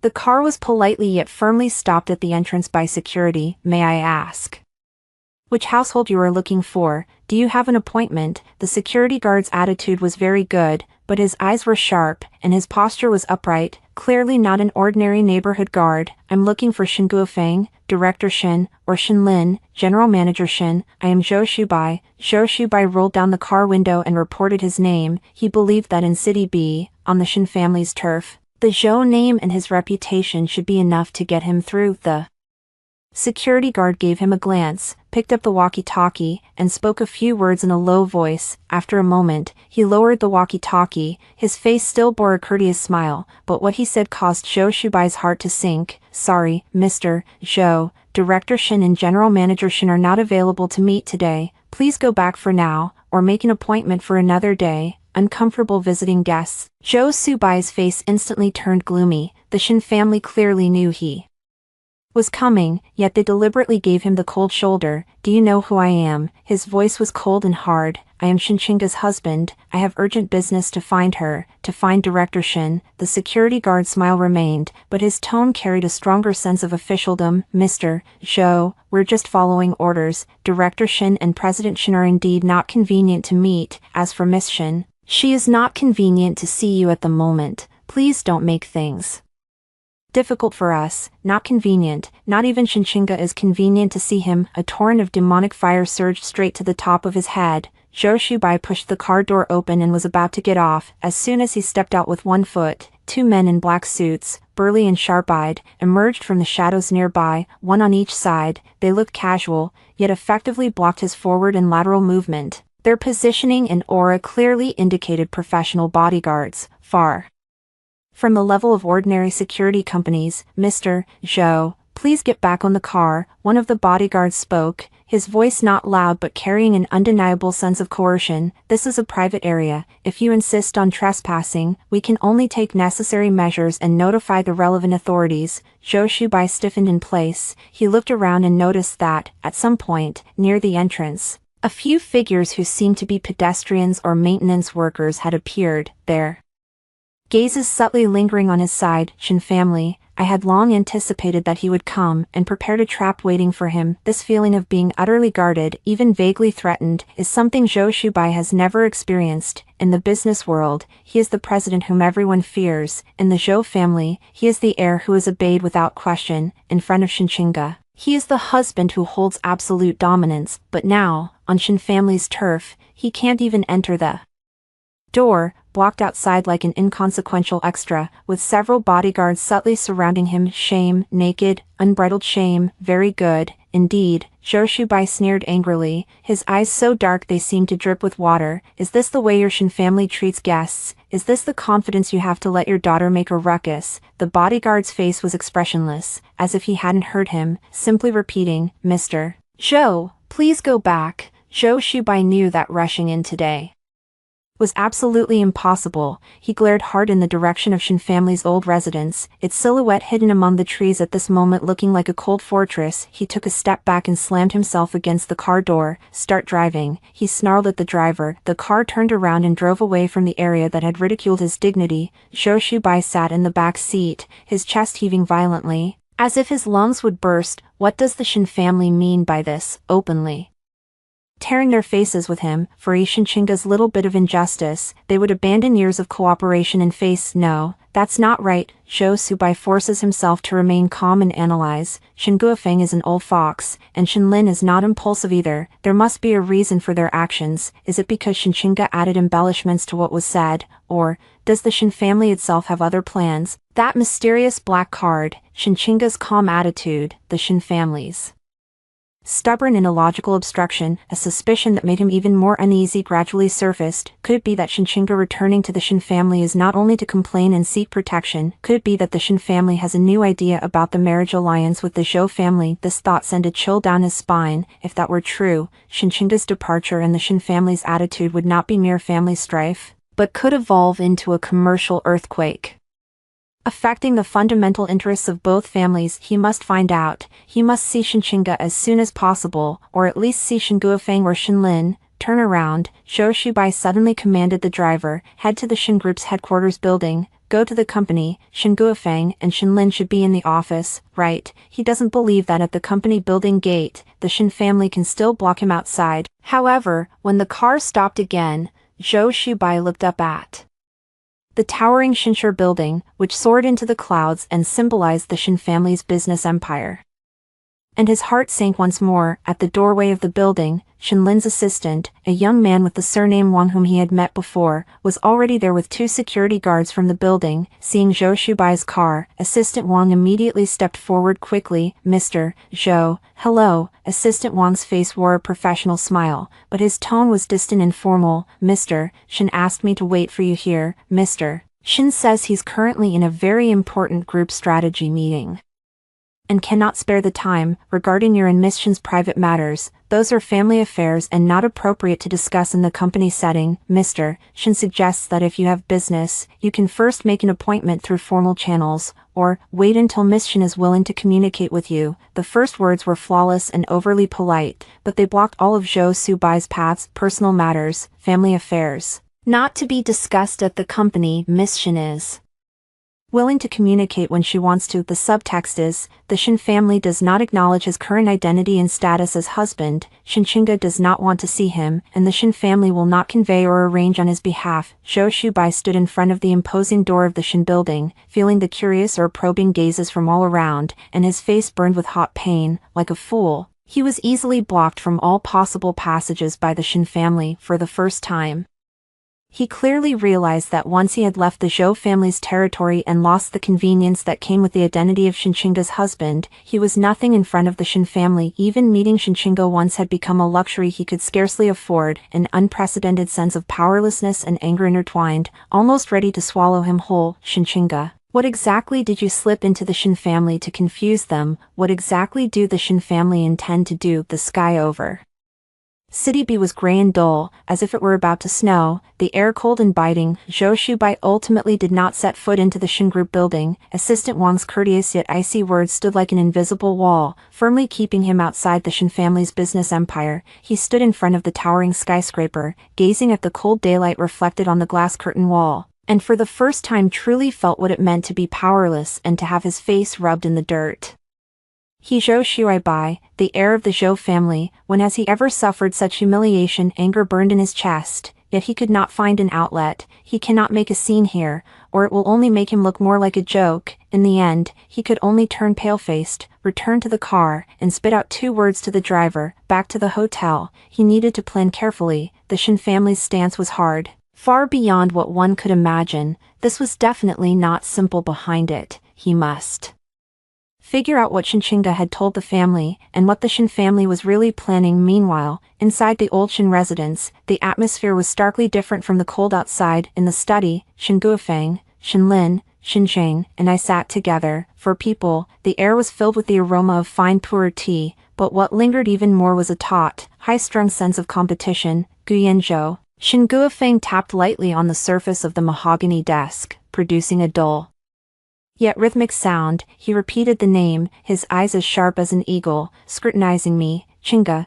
do you know what you're saying? The Gu family, our Shin family, and the Zhou family are not in the same league. Gu Yanzhou is an even more unfathomable presence. You want to use him as a bargaining chip to press the Zhou family down. A bold idea, but the risk is just as enormous. Shin Lin sat at the root of his father's seat, brows furrowed, and said through gritted teeth, "That's right, the Gu family has too deep a foundation, and their reach extends far beyond ours. In the past few years since Gu Yanzhou took over the Gu family, his methods, public opinion is divided, but the consensus is that he is decisive in killing and never shows mercy. If our Shin family proactively negotiates a marriage alliance, not to mention whether he would agree, even if he did, we would very likely be eaten alive, bone and all. It would be like trying to split a tiger for its skin." Shin Jing leaned on the sofa opposite, his posture relaxed, but his eyes unusually clear. "Little sister, I understand your intention. Use the Gu family to intimidate the Zhou family, even pressuring them in reverse, forcing the Zhou family to yield, or completely switch tracks and ride on the Gu family's power. This move is risky, but if it can really work, the returns would be astonishing. The question is," he sat up straight and looked at me, "what makes us think Gu Yezhou would cooperate with us to stage this drama? Is it because of your Shinchinga, the Zhou Shubai's ex-wife, identity, or because of our Shin family's current assets, which in the eyes of the Gu family might not amount to much? I anticipated their concerns long ago." I lifted the blue porcelain teacup in front of me, took a sip of the warm and smooth tea, letting the warmth flow through my body and calm myself even more. "Dad, eldest brother, second brother, I have considered all the risks you mentioned." I put down the teacup and met their gazes calmly. "The Gu family is stronger than us. Gu Yezhou is difficult to deal with, but precisely because of that, he might be the most suitable new marriage alliance. First, I raise a finger, what we need is someone who can immediately and effectively deter the Zhou family and make the Zhou family wary. Gu Yanzhou and his Gu family fit perfectly. Zhou Shubai and his father may be arrogant, But they wouldn't dare to offend the Shin family and the Gu family at the same time. Especially when they're in the wrong. Secondly, I raised my second finger, we're not really going to sell the Shin family to the Gu family. What we want is a layer of potential marriage relation, a signal that makes the outside world, especially the Zhou family, wary. Gu Yanzhou may not look favorably on the Shin family, but he may not fail to understand the opportunity inside this. An opportunity to interfere with or even disrupt our cooperative pattern with the Zhou family without paying too much actual cost. For him, it might be just a sideline move, but for us, it's a lifeline and also a fulcrum for counterattack. Shen Guofeng's tapping fingers on the table paused, and his gaze sharpened with deeper scrutiny. Are you saying to take advantage of Gu Yanzhou's possible turbulence interest? Right, I nodded. The Gu family's business overlaps with ours and the Zhou family's. They are complementary as well. If the Shin-Zhou alliance is solid, the Gu family would have to exert some effort to intervene in certain areas. But now, the alliance has a deadly rift, and Gu Yanzhou only needs to show a slight inclination to make the situation favorable to him. He's a top-tier businessman and won't miss this. Shenlin pondered. So your plan is, we actively let the wind out, even directly approach Gu Yanzhou with a marriage proposal, whether he agrees or not. Once this news spreads, the Zhou family must reevaluate the cost of tearing apart the relationship with us. Not only that, I added, if Gu Yanzhou is willing to cooperate, even just to play along, give us some face and support, such as jointly attending a certain event, or signing a letter of intent on some insignificant project, it would be enough to throw the Zhou family into disarray. Then the initiative will be in our hands. Should we continue to cooperate with the Shin family, but the conditions must be renegotiated? Or should we risk offending the Gu family and bear it alone? The Zhou family will have to weigh it themselves. Shin Zheng stroked his chin, a glint flashing in his eyes. If we're lucky, Gu Yanzhou might really take an interest in Qing Gu, or at least think this engagement could be profitable. Then, our Shin family might really ride a fast train. Even if the engagement doesn't go through in the end, this had contact and almost engaged relationship is more than enough for us to digest for a long time. Little sister, your plan is truly meticulous. I gave a faint smile. Second brother, this isn't me calculating, it's a fight for survival, and I might as well see if I can bite back. Zhou Shubai and Su Nianwei have given me a vivid lesson, making me understand that when it comes to interests, feelings and promises are the most unreliable things. Then let's keep it simple and talk purely about interests, profits. The study fell into a brief silence. Father, the eldest brother, and the second brother were all weighing the pros and cons at a furious pace. The risk is indeed enormous. Gu Yanzhou is not someone to be trifled with. Collaborating with him is like dancing on the edge of a blade. If mishandled, the Shin family could become an appendage of the Gu family, or even be swallowed whole until nothing is left. But the returns are equally tempting. Not only can we resolve the current crisis, but we can also climb to a higher perch, completely free from Zhou family's restraints, and perhaps even achieve a rise in the family's social status. This is a huge gamble. The stakes are the Shin family's future, and the person proposing the bet is me, a daughter who has just experienced a failed marriage. In the end, Shen Guofeng slowly lifted his head and gave me a complex look for a long time. That gaze carried scrutiny, consideration, and also a kind of, as if re-recognizing his daughter, with a hint of astonishment and a trace of covert admiration. Qing Gu, he spoke slowly, his voice deep and strong. You are more awake and bolder than Daddy imagines. He paused, making a decision. This matter can be maneuvered, but it must be done with utmost caution. Shenlin, you immediately mobilize every possible connection between us and the Gu family, in the most formal and cautious way, to convey a signal to Gu Yezhou's private office, a willingness from the Shin family to engage in preliminary, informal contact regarding a possible family marriage alliance. The wording should be tactful, but the meaning clear. Put emphasis on Qing Gu, and also, our current situation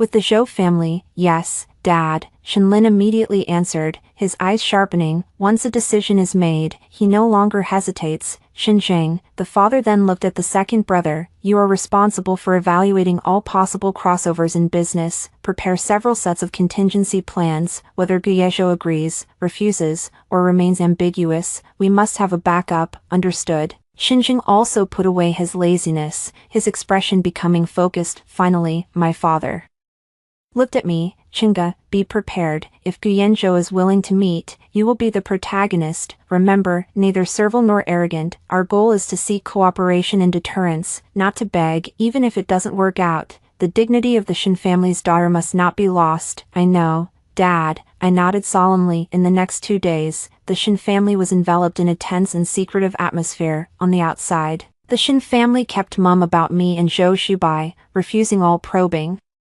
On the inside, they were busily preparing to engage Guyenjo. Zhou Subai tried several more times to contact the Shins, even delivering messages through some mutual business friends, but the Shin family blocked him, neither soft nor hard. He was like a beast trapped outside a glass enclosure, anxious, yet unable to strike. The news came back on the afternoon of the 3rd day. Shinlin came to my room in person, his expression strange, a mix of surprise, gravity, and a hint of excitement. Gu Yenjo's side has replied, Shinlin said in a low voice. His chief assistant contacted me directly to convey Guyenjo's meaning. How do you say that? My heart tightened. Guyenjo agrees to meet you. Shinlin looked at me, word by word. Time, tomorrow night at 7, location, his private club in Qingshui district, Shishan. He singled you out to meet, Shinchinga, and he said he would set aside enough time and hopes to talk with you alone to talk. My heart skipped a beat.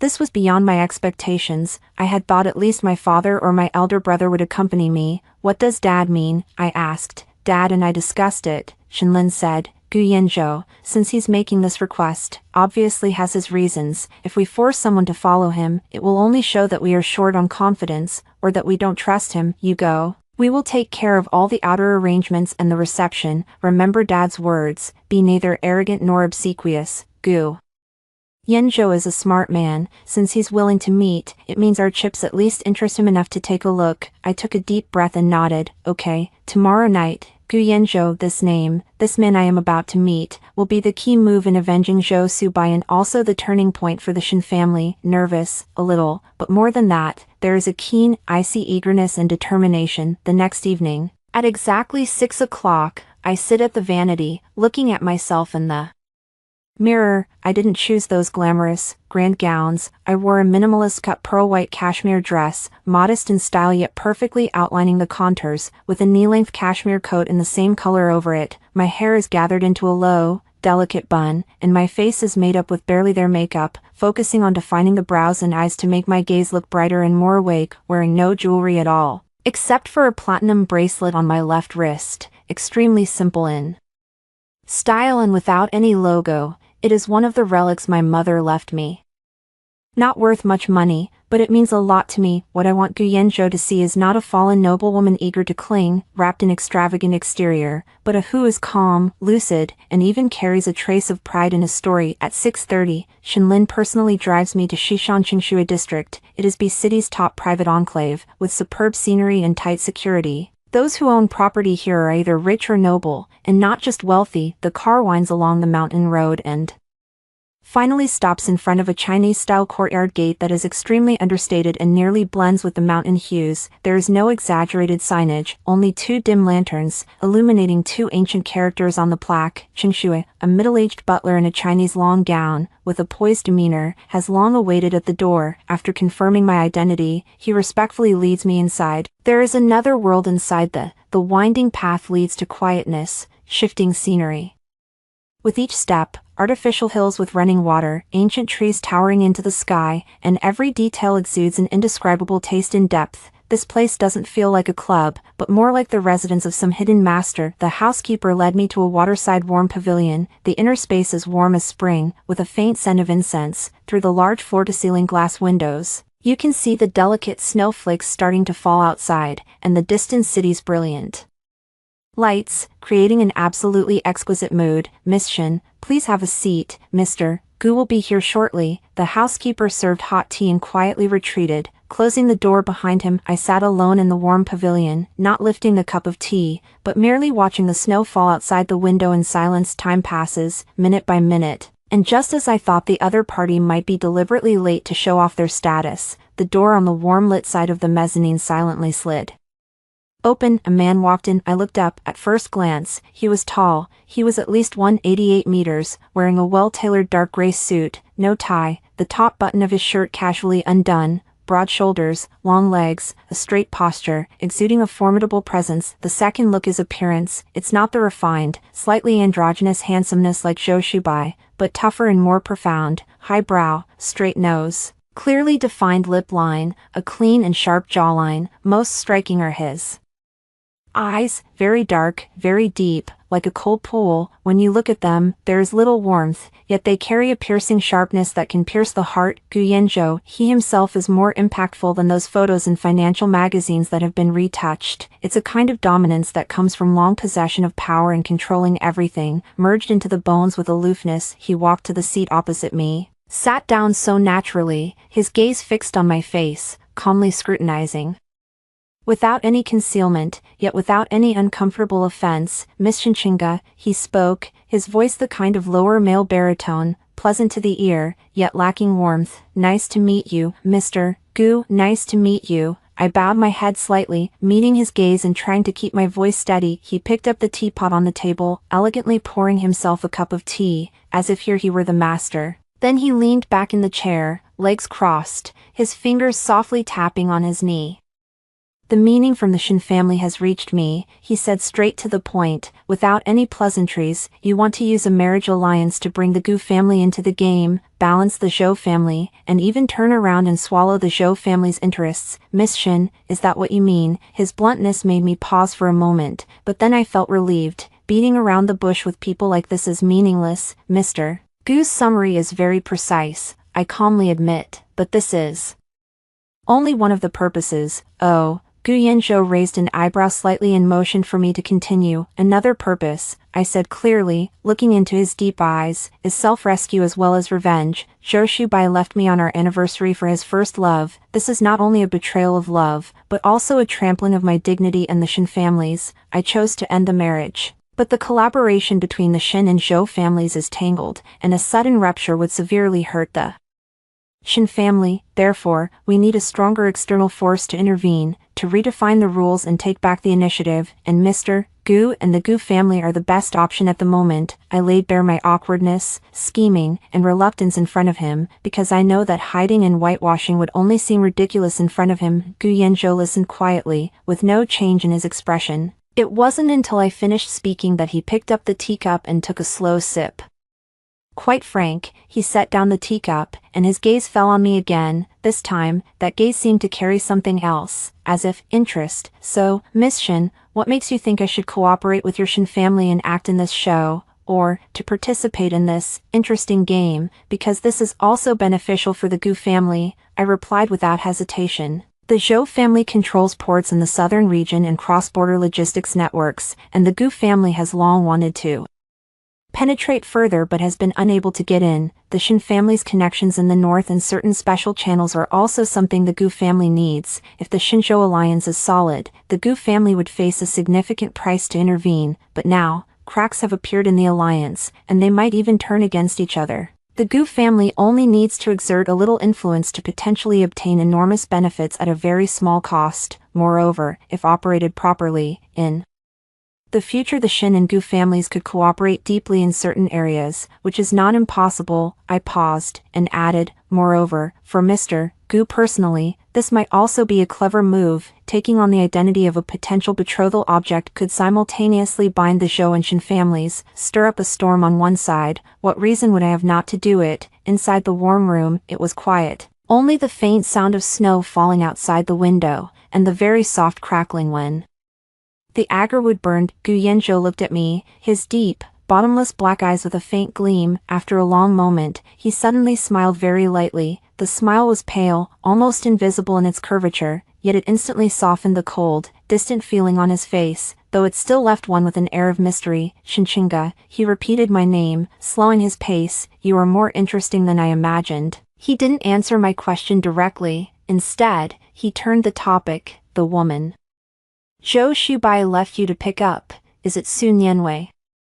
My heart skipped a beat. He knows even this, and when he mentioned Su Nianwei's name, his tone carried a faint, almost imperceptible, sarcastic chill. Yes, I nodded. Gu Yanzhou tapped his knee with his fingers a couple more times, as if thinking about something, then he stood up, walked to the huge floor-to-ceiling window, his back to me, looking at the increasingly heavy snowfall outside. Tomorrow night, the Gu family's Qinglan Art Museum will host a private collection pre-exhibition. I will attend. He spoke with his back to me, his voice calm. Miss Shin, if you're interested, you can come take a look. The invitation, I'll have someone deliver to Shin Mansion. Was he agreeing? In a more restrained, more cautious way, I stood up with him, my heart storming inside, but I kept my expression as calm as possible. Thank you for the invitation, Mr. Gu. I'll be there on time. Gu Yanzhou turned around, his gaze once again falling on my face. This time, his eyes seemed to be deeper, carrying a note of evaluation and scrutiny, but it was no longer purely cold. Shinchinga, he stepped closer, and the distance between us shortened, and I could more clearly feel the powerful, invisible pressure he exuded. If you want to borrow my influence, you may, but Gu Yanzhou's influence is not so easy to borrow. He leaned slightly forward, lowering his voice so only the two of us could hear. Since we're going to act as the fiancé and fiancée, we should act a bit more convincingly.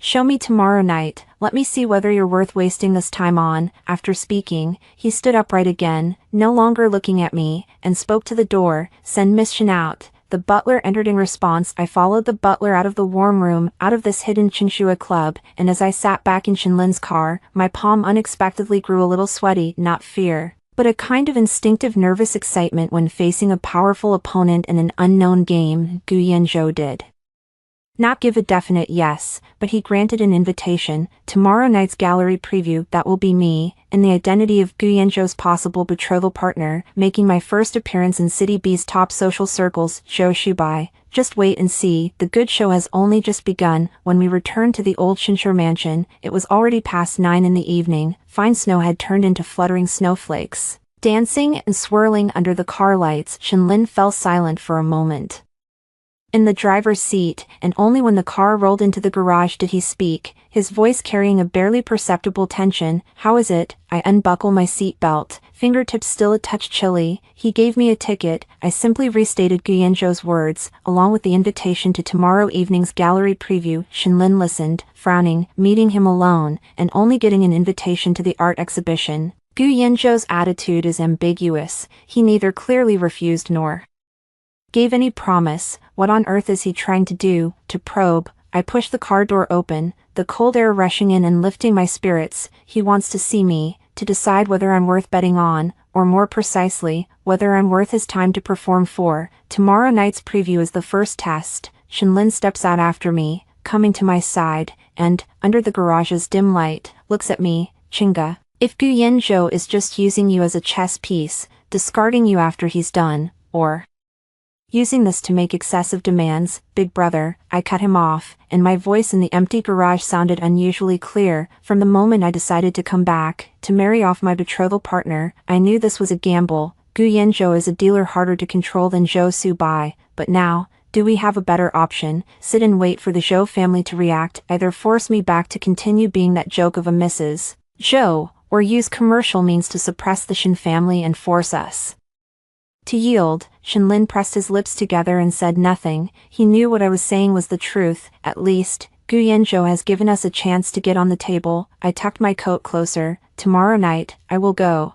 and it must be performed well. Back in the room, I didn't rest immediately. I opened the computer and began searching for all public information about Gu Yanzhou, especially details about his personal tastes, investment preferences, and the background of that Qinglan art museum. Knowing yourself and your enemy, even if only on the surface. At the same time, I also kept an eye on the movements from the Zhou family. Eldest brother told me that Zhou Subai hadn't left City B yet, and seemed to be trying to contact the Shin family through various channels, or to inquire about my news, but the Shin family is determined to treat him as heir, and all his efforts are like fists punching at cotton. That feeling of being completely ignored must be very painful. Zhou Subai The next afternoon, the invitation card delivered by Gu Yezhou arrived at the Shin residence on time, a gold-foiled card, simple yet elegant in design, with clear time and place, and only a single strong, vigorous Gu at the end. In the evening, I still chose a simple and appropriate outfit, a charcoal gray velvet suit, a pearl white silk blouse underneath, hair loosely tied up, light makeup. There were no excessive decorations.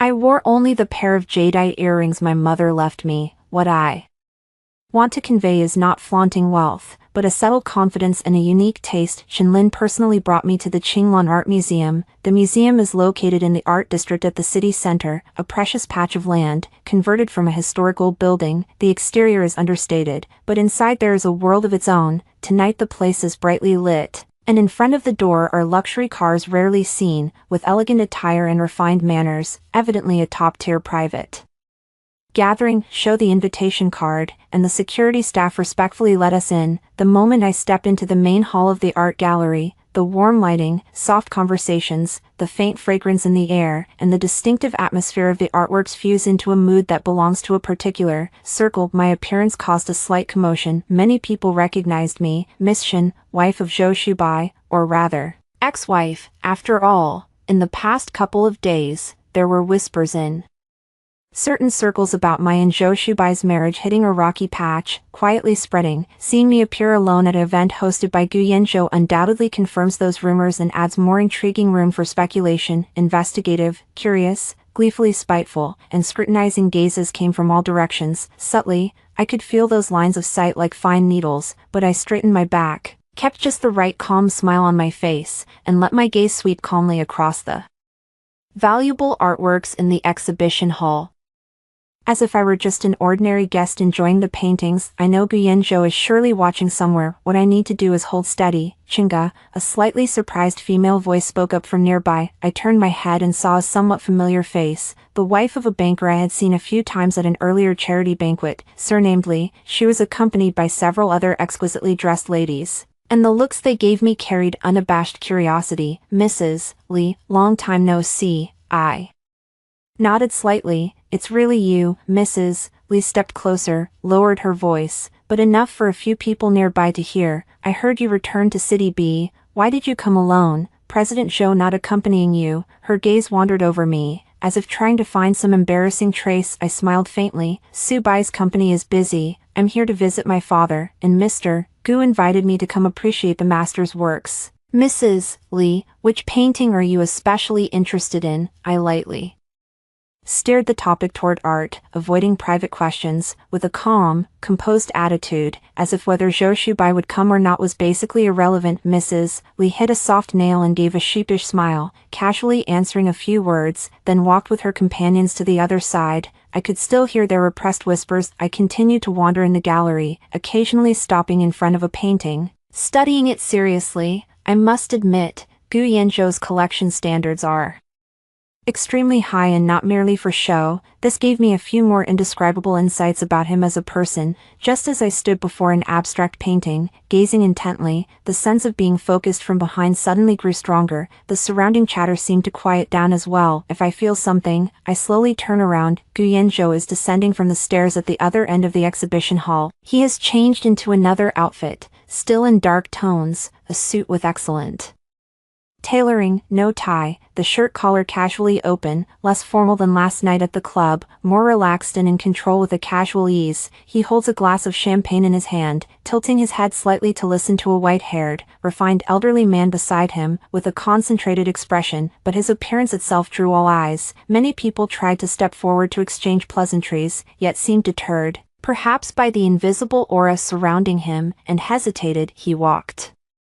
toward me with steady steps, quietly speaking with the elder. His gaze seemed to casually sweep across the exhibition hall and then settle on me. Our eyes met. His gaze remained deep and calm, revealing no emotion, but at that instant, he nodded to me very slightly, a tiny gesture, almost imperceptible, but everyone secretly watching us in the room caught the signal. Immediately after, Gu Yanzhou ended his conversation with the old man, who left with a smile. Gu Yanzhou then walked straight toward me. The surrounding air seemed to stagnate, all the whispers ceased, and countless gazes focused on me and him. Gu Yanzhou stood in front of me, at a moderate distance, not too close, not distant. He slightly raised the wine glass in his hand, his voice not loud, yet clear enough for the people nearby to hear. Miss Shin, thank you for gracing us with your presence. How do you find this Rothko, orange and yellow? He didn't ask. Why did you come alone? He didn't mention Zhou Shubai, and he didn't touch on any private topics. He started with paintings. This is both a sign of respect and a stance. In Gu Yezhou's venue, the people he approves of are guests, regardless of any other identity. A slight relaxation settled in my heart as I met his gaze, and I answered in the same calm tone of discussing art. The emotional tension of color is strong, it seems simple, yet it has a power that devours the observer's mind. Mr.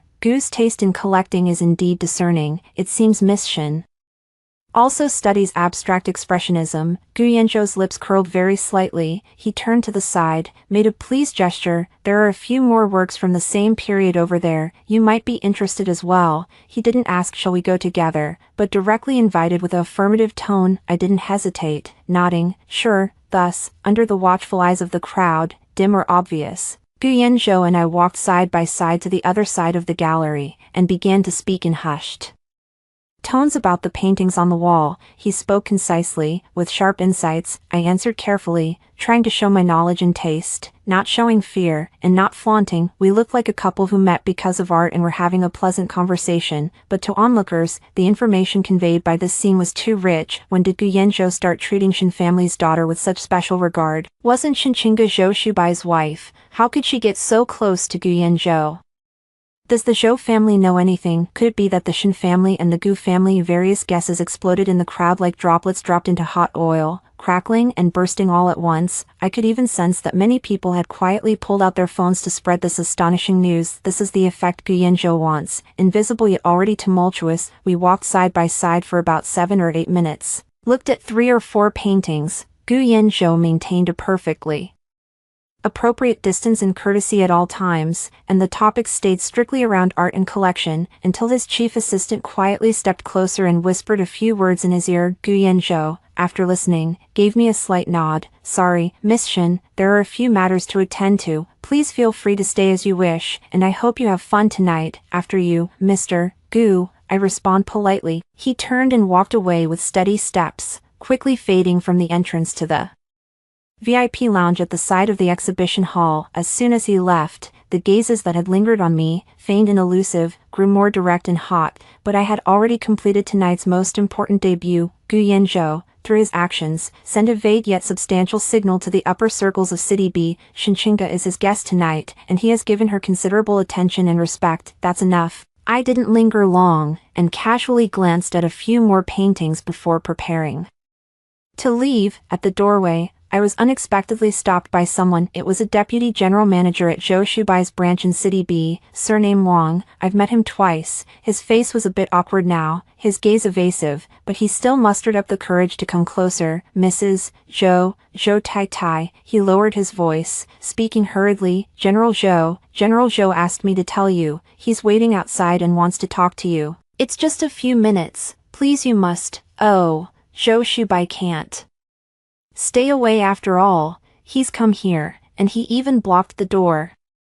I stopped in my tracks and looked at Vice President Wang with little expression on my face. Vice President Wang, what would you call me? Vice President Wang paused. Mrs. Zhou, the divorce agreement between me and Mr. Zhou Shubai has been signed and is being processed. My voice was clear and calm, loud enough for a few guests nearby who were about to leave to hear. So, please address me as Miss Shin. Moreover, there is nothing to discuss between Mr. Zhou Shubai and me. Please convey to him not to waste any more time, and not to send anyone to find me again. Everything should be communicated through lawyers. After saying this, I no longer looked at the suddenly pale face of him, and walked straight toward the car outside where Shinlin and the others were waiting. I sat in the car and let out a gentle breath. My previously stiff posture facing Deputy General Wang had softened a little. How is it? Shinlin started the car while glancing at me through the rearview mirror. The signal that needed to be conveyed has been conveyed by Gu Yezhou. I massaged my temples. Zhou Shubai's people just blocked me at the door, but I repelled them. The news, by now, has probably reached Zhou Shubai's ears. Shinlin's eyes turned cold. He's well informed, daring to come here. It seems the lesson he received wasn't enough. The car pulled away from the museum, merging into the night's traffic. I watched the city lights flicker and flow outside the window, knowing tonight was only the beginning. Gu Yezhou's attitude remained ambiguous, and Zhou Shubai would not let this rest easily, but at least, step 1, I stepped out. I stood again before these people as Shinchinga, no longer Mrs. Zhou, relying on Zhou Shubai, but a woman who could potentially connect with Gu Yezhou, with the Shin family backing her, not to be underestimated. Meanwhile, in a suite at a luxury hotel on the other end of the city, Zhou Shubai's face turned pale, and he slammed the crystal wine glass in his hand onto the thick carpet. The expensive red wine spread into a dark stain, like blood. He had just connected to a few phone calls, local business partners from City B who knew him and were attending the preview tonight. The content of the calls was largely the same, all with cautious probing and an undeniable hint of gossip. President Zhou,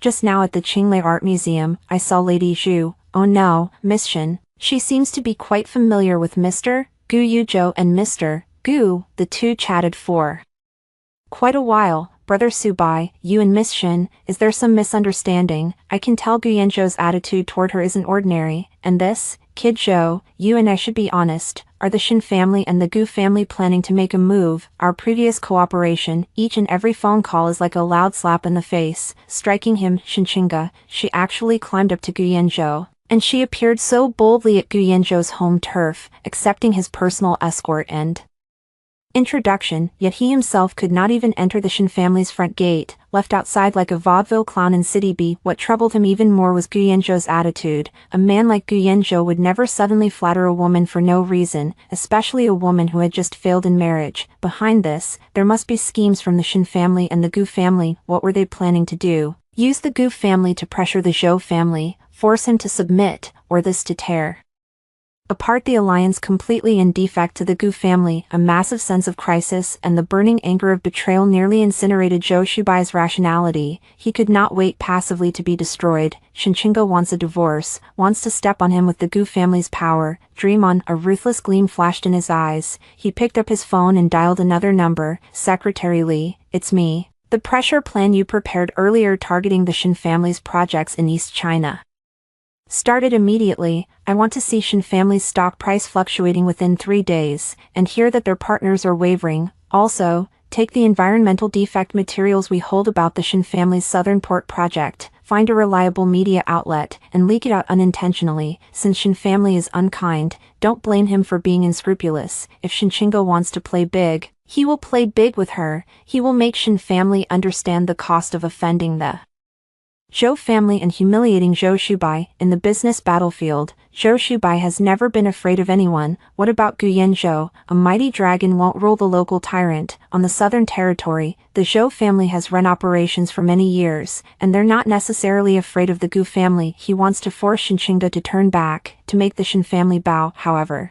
what Zhou Shubai does not know is that just as he angrily issued his orders, in the Shin family study, in front of Shinlin and Xinjiang, several open documents were about the latest dynamics of a few key projects of the Zhou family. Xinjiang pointed to one of the documents and sneered, "Big brother, it seems Zhou Shubai is really anxious. He has indeed moved against our southern points. His move is quite fast." Shinlin remained expressionless. "Proceed as planned. Send over the gifts we prepared to the Zhou family. Also, contact the 2 downstream core suppliers of the Zhou family who previously expressed interest from Gu Yanzhou's side, and put our terms out there." A gleam flashed in Xinjiang's eyes. "Understood. Zhou Subai wants to snap our necks. We'll cut off his hands and feet, see who hurts first." A merciless business game without smoke of gunpowder quietly began at midnight, and at the center of this game, the woman whom Zhou Shubai regards as a traitor and provocateur, Shinchinga, was, at this moment, leaning by the window in the old house of the Shin family.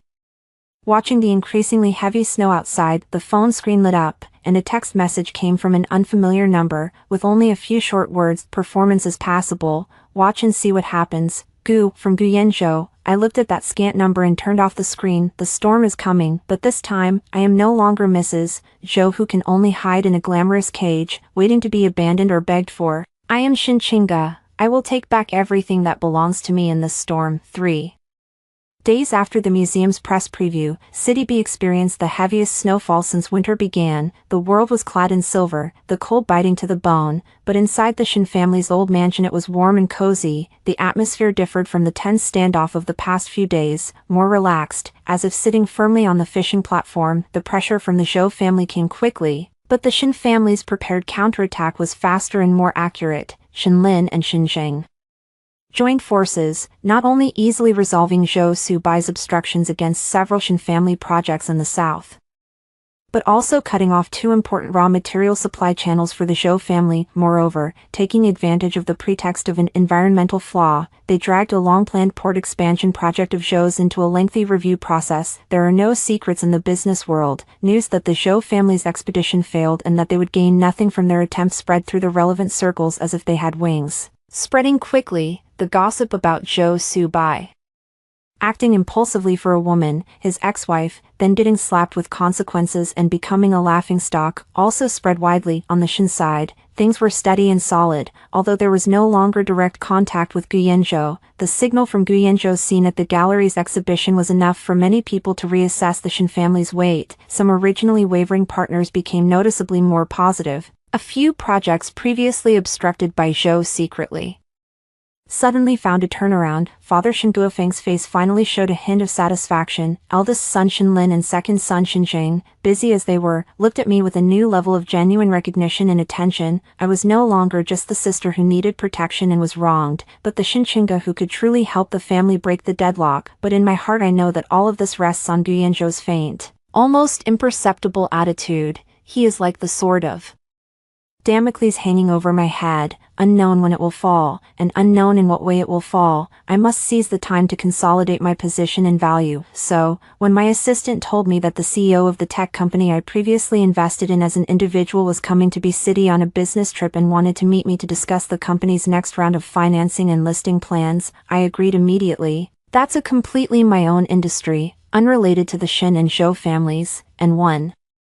of my last trump cards. The meeting was arranged at a gallery cafe I frequent, a members-only place. It is quiet, private, and fits the atmosphere both I and that CEO, a tech-obsessed returning abs Dr. prefer. At 2:00 p.m. sharp, I arrived on time. The gallery was hosting a small contemporary ink painting exhibition. Not many people, guests in small groups conversing in whispers. I sat down at the window seat I booked, ordered a cup of black coffee, and waited while flipping through the exhibition booklet. The CEO was very punctual and arrived at 2:05. After a few polite exchanges, we got down to business and began discussing the company's latest technological progress, market prospects, and the challenges we faced. The conversation was very engaging, and I temporarily pushed the worries of the Zhou and Gu families out of my mind. We talked for about more than half an hour, and I got up to go to the restroom. When I returned, just after turning the corner, I saw an uninvited guest standing near my seat. She wore an all-white cashmere coat, wrapped a light pink scarf around her neck, her long hair hanging over her shoulders, makeup refined, looking delicate and gentle, pitiable and fragile. She stood just a few steps from my seat, slightly turning her head, seemingly admiring a painting on the wall, but with a sidelong glance clearly toward my side, toward the CEO who was speaking with me, with a faint,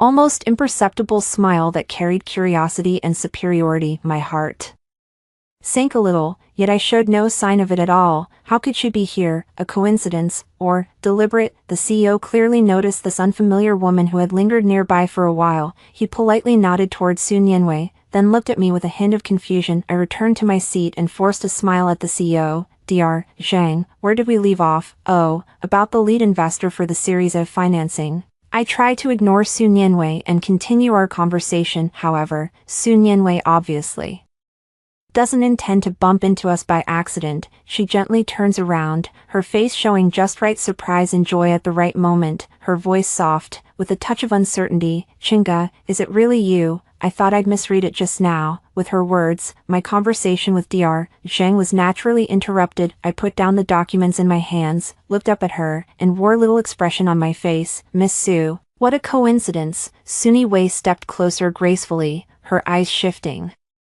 between me and Dr. Zhang, her smile gentle and courteous, but her gaze carried a vague scrutiny and comparison. Yes, what a coincidence. My friend and I came to see the exhibition and didn't expect to run into you. She paused, her gaze resting on the coffee cup in front of me and the unfolded documents, and her tone became more concerned. Chinga, are you negotiating a job? How exhausting. Shubai is really something. How could he let you bear all this? She deliberately emphasized the two syllables of Shubai, her tone intimate and natural, as if her relationship with Zhou Shubai were close and inseparable, while she expressed sympathy toward me, the legitimate wife, at least for now legally. Hearing this, Dr. Zhang's eyes flashed with a hint of understanding and embarrassment. He had probably heard some rumors and, at this moment, felt it inappropriate to participate in such a family ethics drama. So he leaned toward me and whispered, "Miss Shin, you two chat. I'll go over there and look at the paintings." I nodded. "Sorry, Dr. Zhang, just a moment." Dr. Zhang stood up and left,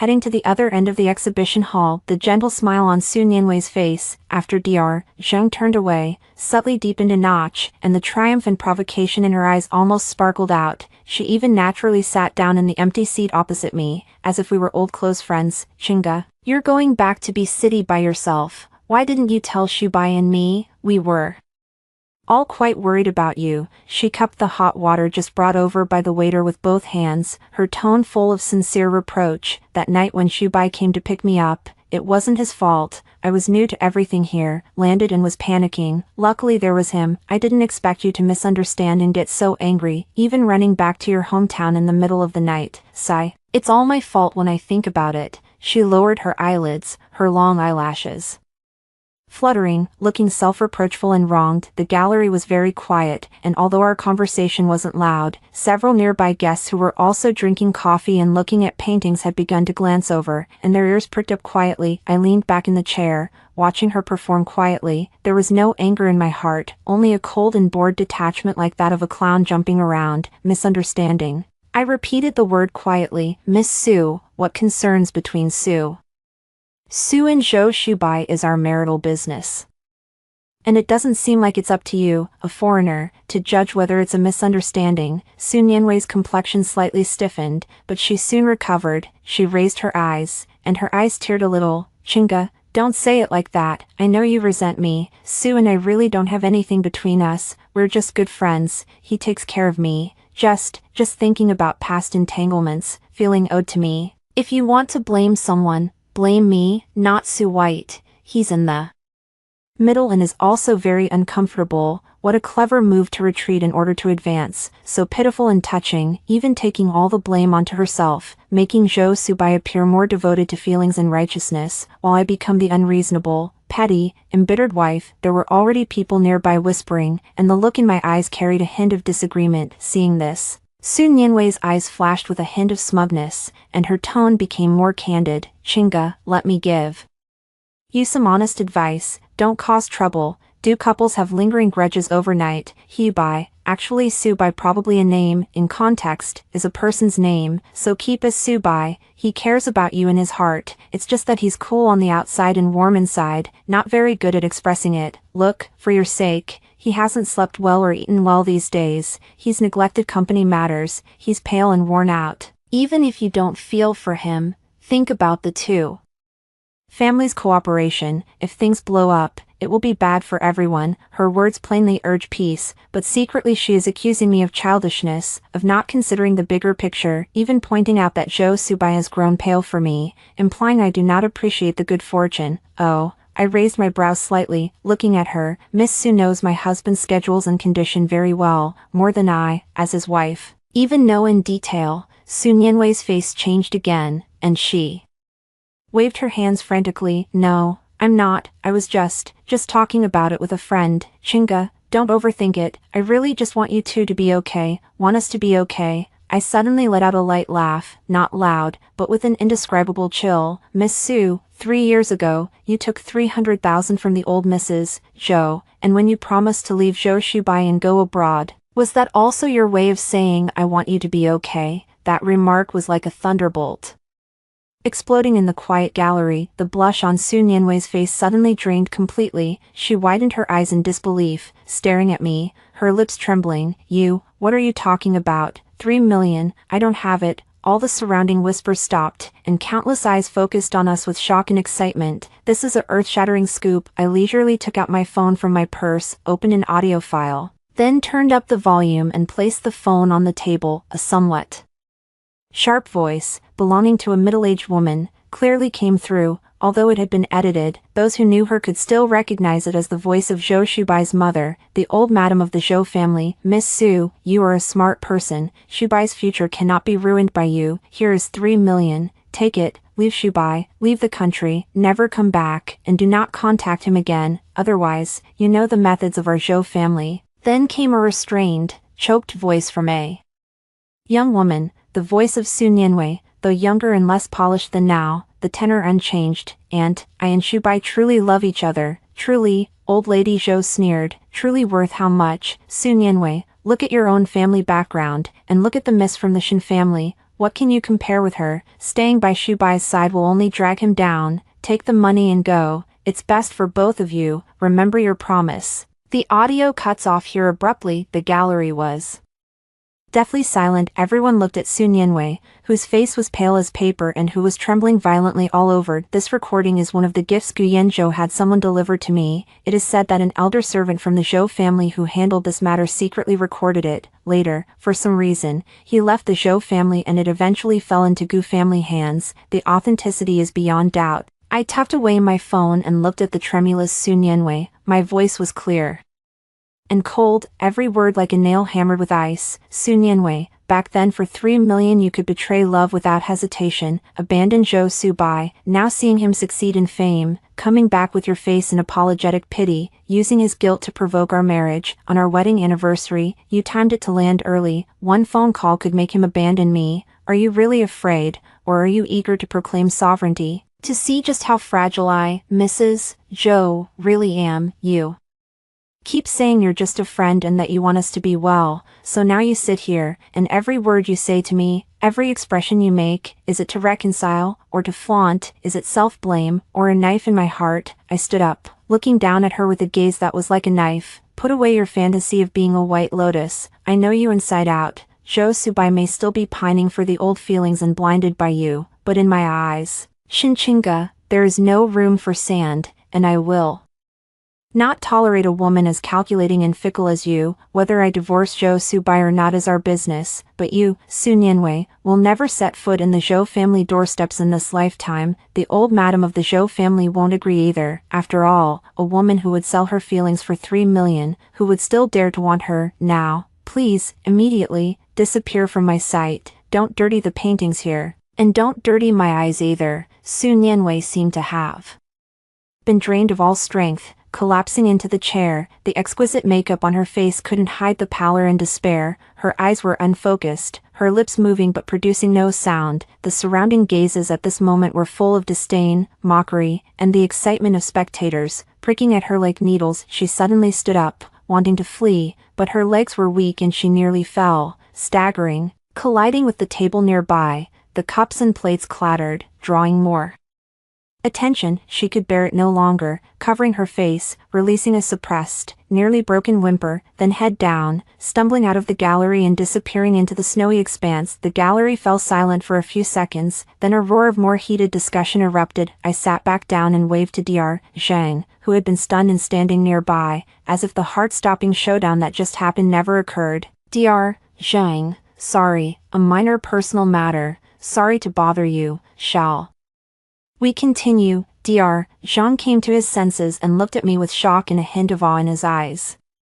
He hurried over to sit down, his tone more respectful than before.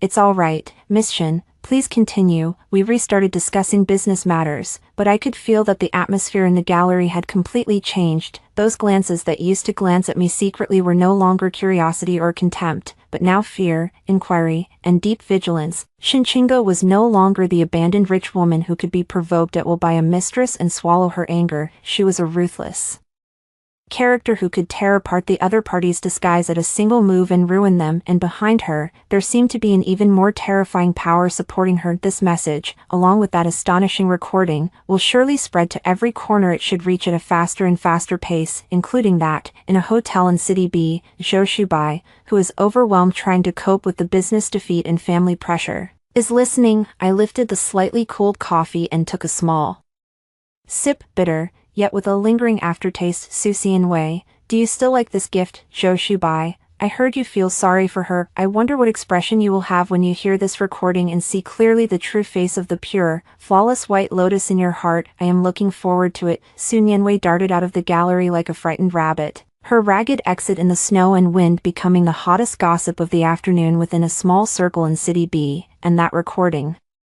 About 3 million spread even more quickly, traveling across a wider range at astonishing speed. Did you hear? Zhou Shubai's white moonlight he's been thinking about all along. She took money from the old lady of the Zhou family to leave back then, 3 million to buy out one's first love. The Zhou family is really ruthless, but that woman is something else. Did she really take it? TSK, no wonder she rushed back in a hurry. Zhou Shubai's worth has changed now, wanting to eat the leftovers again. Shinchinga is really bold, directly releasing the recording in public, not a shred of face left. Serves you right. This gold digger pretends to be deeply affectionate and pure like a white lotus. Miss Shin did a great job. Zhou Shubai is really going to lose face now, being toyed around by a woman like this, and even offending the Shin family for her. Not only did I offend the Shin family, I also heard my business took a big tumble, trying to steal a chicken and ending up losing the rice. Various versions of discussion, mockery, and schadenfreude, like invisible snowflakes, are swirling and falling onto Zhou Subai, who is temporarily staying in City B. At this moment,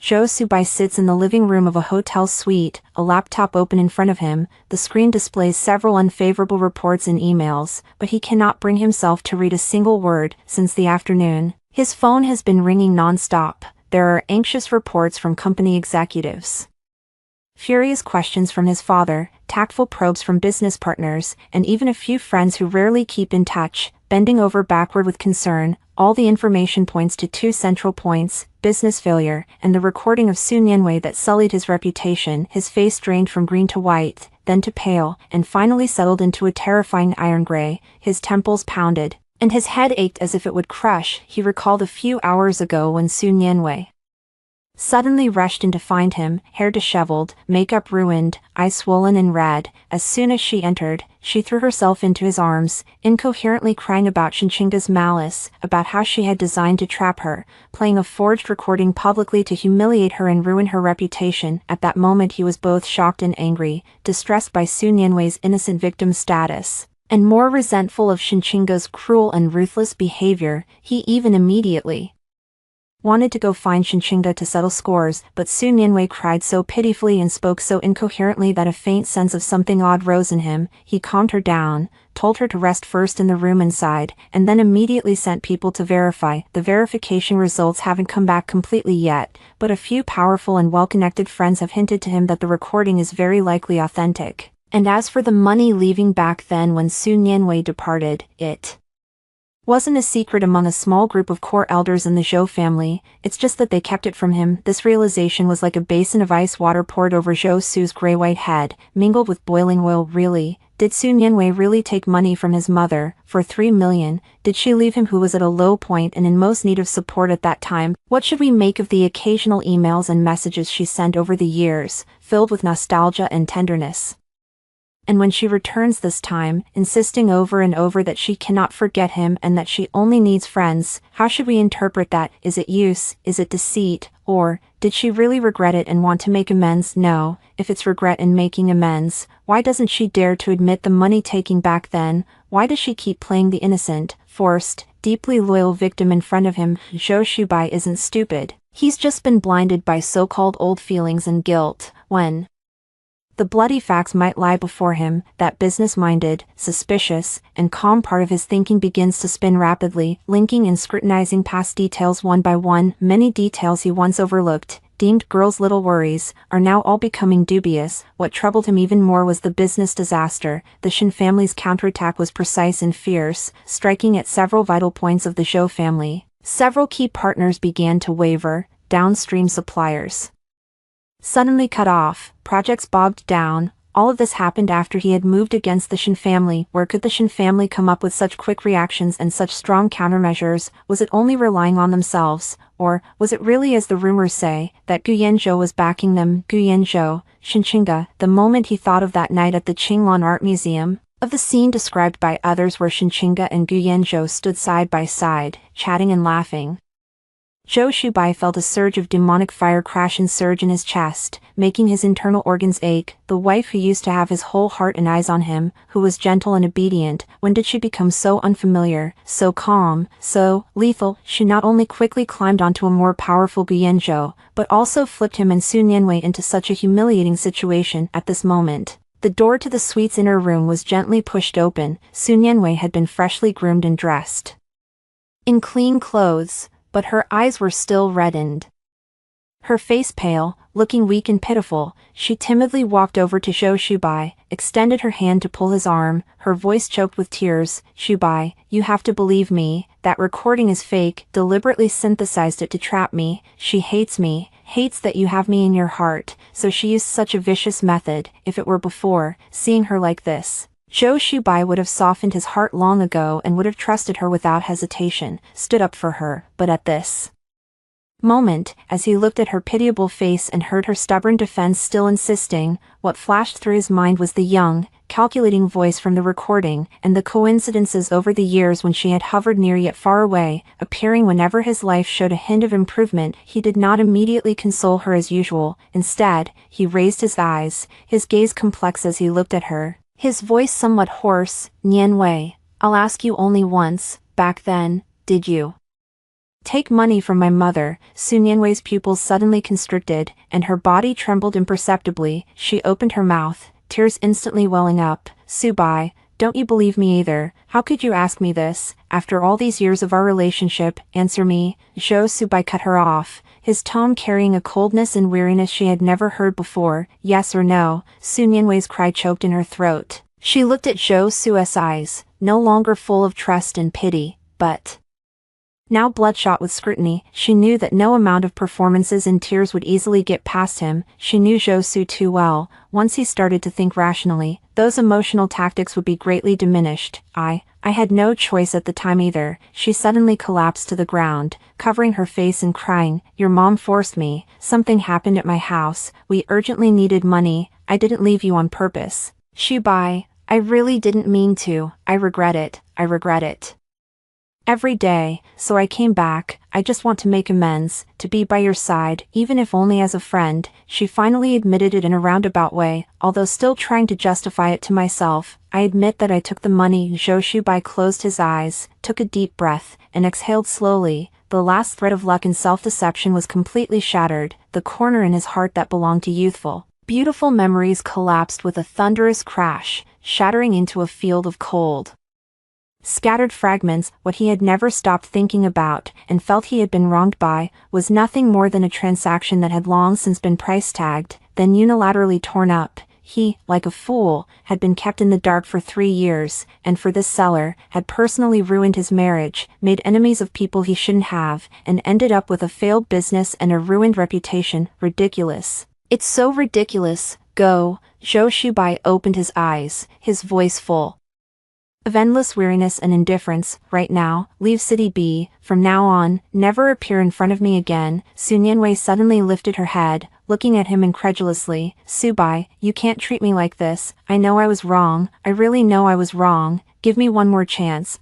Do you need me to have someone escort you out?" Zhou Subai's voice suddenly turned sharp, his eyes as cold as a knife. "Su Nianwei, for the sake of the past, I'll leave you a final bit of dignity. Don't push me." The determination and disgust in his eyes completely unsettled Su Nianwei. She knew that this time, she was really finished. Losing Zhou Subai as her last reliance, and bearing that kind of reputation, she would have no place in this circle. She didn't dare to linger any longer. She staggered to her feet, clumsily crawled out of the suite, abandoning her luggage, and ran out. There was finally only Zhou Subai left alone in the room. Dead silence. He slumped on the sofa, staring at the grayish sky outside the window and the falling snowflakes, and for the first time felt a bone-deep cold and emptiness. He lose badly. Not only did he lose the possibility of a marriage he never valued, he also lost the business game, and he lost the arrogance and judgment he was so sure of. What should he do now? The family's blame, the business difficulties, and Shinchinga. Whenever thoughts of Shinchinga cross his mind, his heart feels pricked, softly and densely. A pain, it is not Anger, not resentment, but a delayed pain mixed with immense regret and fear. He recalls her 3 years of silent dedication, recalls the look of expectation and disappointment hidden in the depths of her eyes when she glances at him occasionally, recalls the fracture under her calm gaze on their anniversary night, recalls the back view of her resolute departure with no reluctance. Why didn't he care at that time? Why did he think it was natural? Why was he blinded by Su Nianwei's clumsy performance? If he hadn't gone to the airport at that time, if he had chosen to stay by her side, would everything have been different? This hypothesis, at this moment, gnaws at his heart like poison. No, he can't just give up like this, he must make amends. Xinchinga is his wife, they have 3 years of marriage, the collaboration between the Shin family and the Zhou family must not be broken either. As long as Xinchinga is willing to turn back, as long as the Shin family is willing to loosen their hold, there is still room for a turnaround. Yes, go find Xinchinga, put aside all pride and deference, go beg her, tell her he knows he was wrong, he regrets it, he has seen Su Nianwei's true face clearly, the one he loves as her, has always been. Once this thought arises, it becomes incredibly strong, almost the last lifeline he can grasp. He could not sit still anymore, abruptly stood up, grabbed his coat, and dashed out of the hotel. He couldn't even wait for a driver, so he hailed a taxi himself and gave the address of the Shin family's old residence. All along the way, he rehearsed in his mind the words to say, thinking about how to move Xinchinga, how to express his remorse and deep affection. The taxi stopped in front of the Shin family's grand iron gate. Zhou Shubai got out, looked at the tightly closed iron gate that once had rejected him, took a deep breath, and rang the doorbell. This time, he was not driven away immediately. Butler Chen appeared behind the door, watching him through the iron gate, his face expressionless. Mr. Zhou, what is your business here? Uncle Chen spoke with a distant and polite tone. Uncle Chen, I want to see Chinga. Zhou Shubai tried hard to make his voice sound sincere and urgent. I have something very important to say to her. Please let me in, or, please tell her that I'm here waiting for her, waiting until she is willing to see me. Uncle Chen glanced at him and said lightly, please wait a moment. He turned and walked inside. Zhou Shubai stood in the freezing snow, the bitter wind biting at him, but inside him a spark of fire burned, a desperate determination to stake everything on this. The waiting time was not long, but for Zhou Shubai it felt like a century. The side door beside the iron gate opened, but the person who stepped out was neither Uncle Chen nor Xinchinga. It was Shinlin. He wore a black cashmere overcoat, standing on the steps inside the doorway, looking down at Zhou Shubai outside the door with a cold, devoid of temperature gaze. Director Zhou, Shinlin spoke, skipping even the courtesy of calling him Mr. Subai. Chinga doesn't want to see you, please leave. Big brother Zhou Subai. Zhou Subai hurried forward, grabbing the cold iron railing with both hands. I know I was wrong, I'm sorry to Chinga, let me see her, just once, I have something to say to her in person. Shinlin's eyes grew colder. Director Zhou, please mind your title. Also, Chinga doesn't want to hear you say anything, there is nothing left to say. Between you two, you have already received the divorce agreement. The details will be communicated to you by a lawyer. No, I won't divorce. Zhou Subai almost roared, his eye sockets turning red, looking battered and stubborn. I don't acknowledge that agreement. Chinga and I are husband and wife. I know I hurt her heart. I will make it up, with everything I have. Big brother, please, let me see her. Just for the sake of the past 3 years. Past 3 years, Shinlin cut him off, a cold taunt curving the corner of his mouth. Mr. Zhou, in the past 3 years, what have you done to Chinga? You know it in your heart, our Shin family knows it too. Now you talk about these things, isn't it a bit late? I know it's late, but I truly know I was wrong. Zhou Subai's voice carried a pleading tone, something he had never shown before. I blinded myself, duped by Su Nianwei. I see clearly now, my heart only has Chinga. Brother, help me. Let me say a word to Chinga. Shinlin remained unmoved, merely looking at him coldly. Mr. Zhou, please go back, don't make a scene here, the Shin family does not welcome you. After saying that, he turned and headed inside. Wait, Zhou Shubai cried in a panic, if it's about business matters, I can concede, the Zhou family can offer compensation, all I ask is that you give Chinga a chance. Shinlin halted his steps, turning around, his sarcasm in his eyes sharper. President Zhou, up to now, do you still think this is just a matter of business interest or a clash of wills. In your heart, Chinga is just a bargaining chip you can use for negotiations. Zhou Shubai was speechless. You don't understand Chinga at all, and you don't deserve to obtain her forgiveness. Shenlin finally looked at him once more, that gaze as if he were looking at a pile of hopeless trash. For what you once were Chinga's husband, I will give you one last warning. Stop entangling yourself. For your own sake and for the Zhou family, keep a last bit of dignity, otherwise, bear the consequences. The side door slammed shut in front of Zhou Shubai, completely cutting off his sight. Zhou Shubai remained stiff in place, his fingers gripping the iron bars turning white with the cold. Yet he felt no cold, there was only a single icy despair, spreading from his feet to his entire body. This road for Xinjiao is completely cut off. He wandered back to the hotel in a daze. A soulless zombie wandering about, yet even more devastating things were still to come. He had just returned to the suite when a call from Assistant Li came through, its tone edged with unprecedented panic. President Zhou, something's wrong. The GU Group just issued a public announcement announcing a strategic cooperation framework with the Shin Group. It involves several sectors including high-end manufacturing, smart logistics, and new energy. Moreover, GU's people privately leaked that they are determined to win back the cross-border port operation rights project we had been contesting. Our partners are now unsettled. Several of them are calling to ask. GU Group and Shin Group officially joined forces. This news, like the last straw that breaks the camel's back, crushed Zhou Subai's last bit of luck and hope. Commercially, the Zhou family will face strong pressure from the Gushan alliance. Emotionally, Shinchinga has decisively cut off all ties, and may even soon become Guyan Zhou's. No, he cannot accept it, just as he was about to collapse.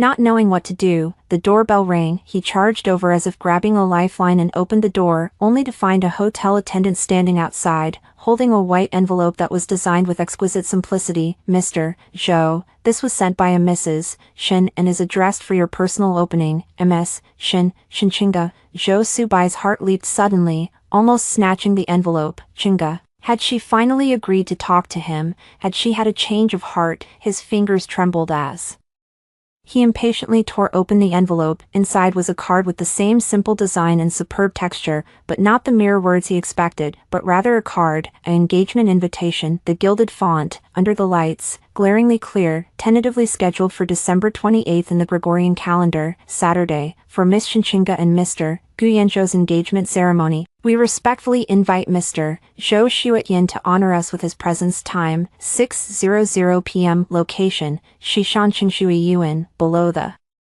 invitation is the printed names of Shinchinga and Guyanzhou standing side by side. Boom, Zhou Subai felt as if something in his brain blew up. His vision went black, the sound in his ears buzzing, and the whole world seemed to spin and collapse. He fixed his gaze on the invitation card, fixed on the two names Shinchinga and Guyanzhou, fixed on the words engagement ceremony. His eyeballs, inflamed with extreme shock and rage, were bloodshot and nearly protruding. Shinchinga and Gu Yanzhou, engaged, so soon. How long have they known each other? This is revenge. This is his cruelest, most thorough revenge. Not only did she leave him, not only did she tear off Sun Yanwei's disguise so he would be ridiculed, not only did she join the Gu family to suppress the Zhou family's business, and now she wants to be so high profile, using an invitation card to declare that she is about to fall into the arms of a man who is even stronger and more outstanding than him. She wants him to watch with his own eyes, to see how his ex-wife, who was once treated like dirt, now marries someone else in grand style. Ah, a roar suppressed to the extreme, a howl like a beast at death, burst from Zhou Subai's throat. He suddenly crumpled the invitation card into a ball, slammed it hard on the ground, then, like a maniac, leapt forward and tore the paper ball to pieces. Shards fluttered down like a small, desperate snow. Zhou Subai knelt on the ground, his hands supporting himself on the floor, panting heavily with large breaths. The veins on his forehead bulging, his whole body trembling violently. Regret, anger, humiliation, unwillingness, panic, a mix of emotions intertwined and completely overwhelmed him. He lost completely, skin torn and worn. Shinchinga delivered his final blow in the calmest, cruelest way possible. That light and airy engagement invitation was sharper than any sword, completely cutting off all his notions and declaring that Zhou Subai, in this war he himself had unleashed, was utterly defeated and doomed beyond redemption. Outside the window, the snow fell heavier and heavier, covering all the city's filth and clamor. As if to cover up, in some hotel suite, that silent, complete collapse. December 28th, evening, after the snow, the western hillside clear again, the snowy area on the sunny side is covered with a clean white, glinting with a faint golden hue in the afterglow. The UN is perched on an open platform in the mountains, backed by the blue-green mountains, overlooking half of City B. It is one of the Gu family's most top-tier and most private banquet venues, where ordinary merchants and magnates don't even know which way the door faces. Tonight, the place is lit up brilliantly, as if a fairyland. From the foot of the mountain, there is discreet and tight security along the way, a convoy of luxury cars, rarely seen, quietly and orderly drive in under guidance, men in suits and leather shoes,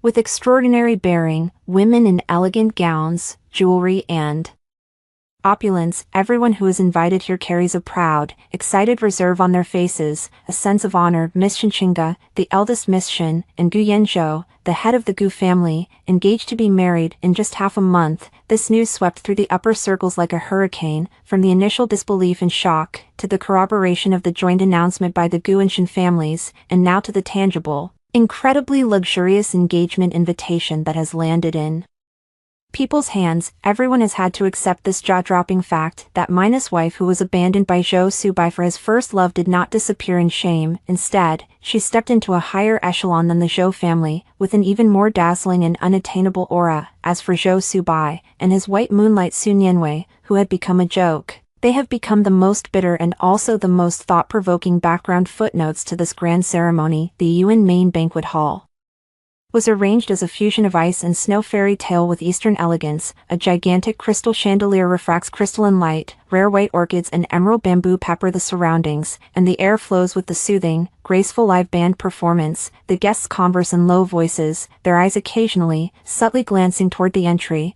or scanning the crowd for tonight's protagonist, and that awkward ex-husband who supposedly also received an invitation. I stand in the lounge on the side of the banquet hall, looking through the one-way glass at the lively scene outside, where people are perfumed and mingling, clinking glasses. What I wear is not an ordinary white wedding gown, but a Qipao-style ceremonial dress designed and hand-sewn by a national treasure-grade master at Gu Yezhou's direction, a moon-white top-tier satin, embroidered with extremely delicate and intricate dark cloud crane patterns in silver thread, a small, superb jade clasp at the collar. The cut fits perfectly, solemn and elegant, yet accentuates the skin like snow, giving an otherworldly aura. The hair is styled in a vintage updo, with a simple pearl hairpin, and the mother's jade earrings still grace the ears. There are not many jewels piled on, yet it is enough to overwhelm the entire venue, because everyone knows that being able to wear this dress embodies a significance far beyond the value of any jewelry. Gu Yanzhou pushed the door open and walked in. Today he wore a deep blue Chinese-style Mandarin collar suit. The fabric was from the same satin as mine, only the color and pattern were different. Standing together, anyone could tell it was a carefully coordinated couple's outfit. He walked to my side and looked outside as well, his voice calm and even. Nervous? I shook my head. No, indeed no nervousness, only a calmness as dust about to settle, and a cold anticipation of seeing the final result. He's here, Gu Yanzhou suddenly said, his gaze turning toward the entrance. I followed his gaze. Zhou Shubai appeared at the door of the banquet hall. He clearly had been meticulously dressed, in an expensive black suit, his hair combed meticulously, trying to maintain his former grace and decency, but his face, even from a distance, showed obvious fatigue and tension. The dark circles under his eyes could not be covered by powder. Deep in his eyes was a forced restraint, a nearly mad undercurrent. He stood at the glittering entrance, out of place among the surrounding cheerful guests, like a sudden intrusion, a cold draft in his wake. His appearance immediately sparked a more conspicuous commotion. Countless eyes, like spotlights, focused on him. Curiosity, inquiry, pity, mockery, everything imaginable. The whispers buzzed. His hands were warm and dry, the grip moderate, with an undeniable sense of control. The lounge door was pulled open from the outside by a waiter. In an instant, every light in the banquet hall seemed brighter by a notch, and all conversation and music fell silent, as if an invisible hand had pressed the pause button. All eyes turned toward him in unison. Gu Yanzhou held my hand, his step steady, moving into the center of everyone's sight with unhurried composure. I could clearly feel countless gazes landing on our clasped hands, on the gown I wore, on my calm face, and finally all turning toward the man at the doorway whose face had gone pale as paper and who swayed slightly at that moment. Gu Yanzhou and I, all the way, accepted the guests' blessings and greetings, whether sincere or not, and walked toward a small temporary platform set up at the front of the banquet hall. His demeanor remained calm and unhurried, occasionally bowing, occasionally whispering a few words. Controlling the pace of the entire scene, Zhou Shubai's gaze, like two poison knives, fixedly hammered into me and into our clasped hands. I could feel the shock, despair, anger in that gaze, and the madness on the verge of collapse after being thoroughly betrayed and humiliated. We finally reached the area in front of the ceremonial platform. Gu Yanzhou loosened my hand, then gently embraced my waist, his posture intimate and natural. He picked up the champagne flute handed to him by the waiter, and with the other hand, he took a small silver spoon and lightly tapped the side of the cup. The crisp sound resounded through the now quiet banquet hall. "Thank you all for taking the time to attend this evening," Gu Yanzhou began, his voice not loud, yet carrying a natural, convincing authority. "It is our honor that our engagement with Qingge has the witness of everyone here." He turned his head to glance at me, his gaze deep. To outsiders it might seem full of affection, but only I could read the calm and a hint of formal, business-like deliberation contained within. "Qingge is the partner I have chosen," he continued, his gaze sweeping across the room, until, seemingly unintentionally, it settled on Zhou Shubai, who stood stiff at the doorway, like a clay sculpture. His tone remained calm, yet inexplicably carried 1,000 pounds of pressure. "From this moment on, her matters are my matters, her likes and dislikes are the likes and dislikes of the Gu family." His words were spoken calmly, but like a heavy bomb exploding in everyone's heart. This was Gu Yanzhou publicly declaring his sovereignty, and also warning everyone, including Zhou Shubai and Qingge, that they are now under his protection. The guests raised their glasses in a toast, but their eyes grew more nuanced as they looked toward Zhou Shubai. Zhou Shubai's breathing suddenly grew heavy, and he fixed his gaze on Gu Yanzhou's hand around my waist, the red veins on his eyes more ferocious. He could no longer endure it and suddenly pushed away the guests blocking his path, staggering toward the stage. "Qingge."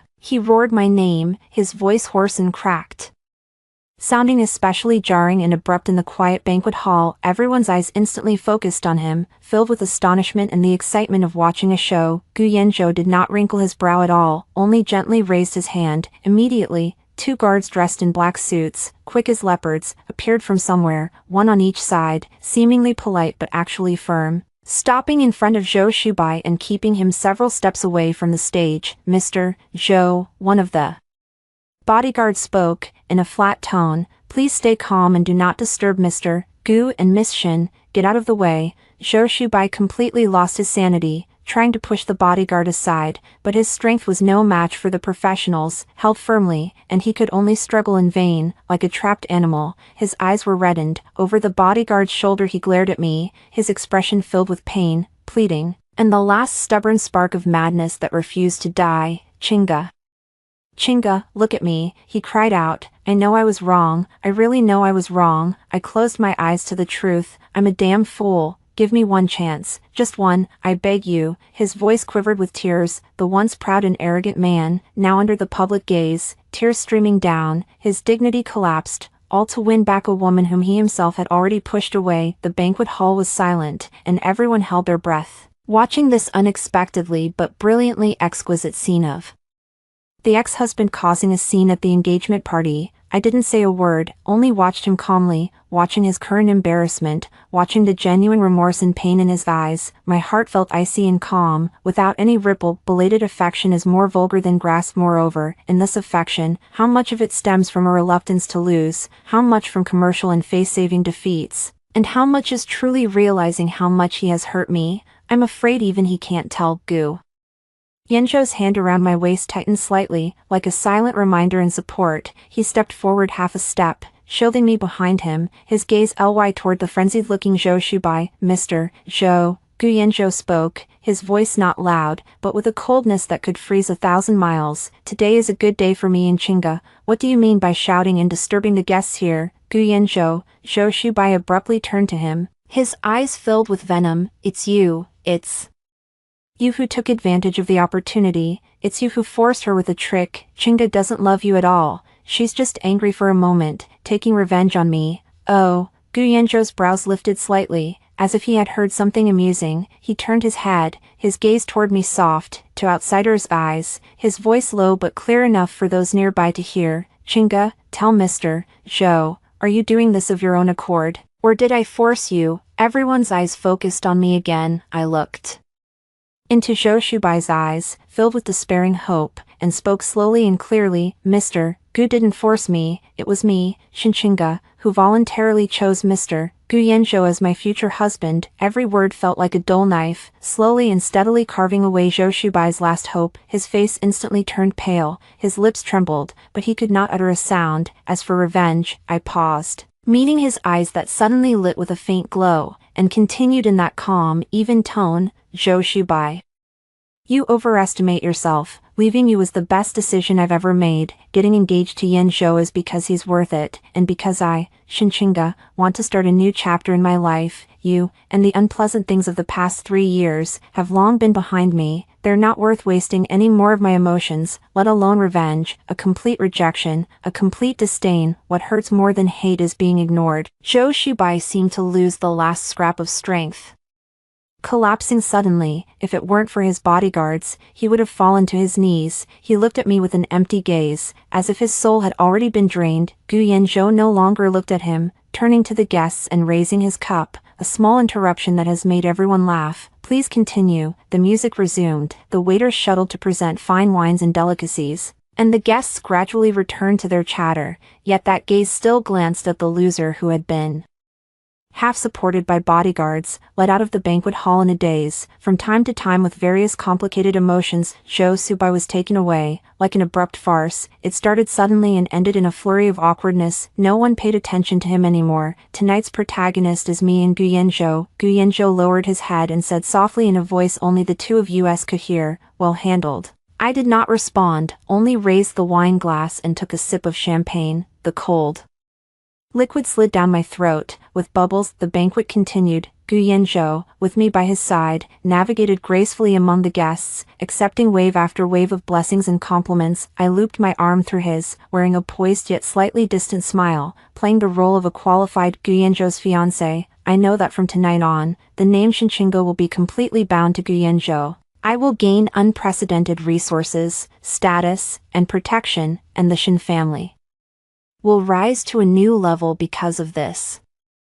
And the price is to form an alliance with this deep and unfathomable man, by each pursuing what they need, perhaps unrelated to love. So what? Love? I once bet on Zhou Shubai, and lost completely, losing 3 years of pride and time. Now, I choose something more practical, the initiative, respect, and the power to control my own life. Gu Yanzhou gave me these, or rather, we exchanged these with each other. That's enough. Toward the end of the dinner, Gu Yanzhou knocked his cup again, announcing an even heavier piece of news. Taking this opportunity today, I also have something to announce. He looked around the room, his tone calm but unequivocal. The Gu family group will undergo a comprehensive strategic integration with the Shin family group. At the same time, for several core areas where we previously competed with the Zhou family group, including high-end port operations and cross-border supply chains, the Gu family will increase investments and fully support Shin family in taking a leading position. When the voice fell, the whole venue trembled again. This is no longer just a marriage alliance. The Gu family is going to step in officially, to back the Shin family, and directly go to war with the Zhou family. The business landscape will undergo a dramatic change. Countless glances of shock, reverence, or zeal were cast toward Gu Yanzhou, and toward me standing beside him. I know that from this moment,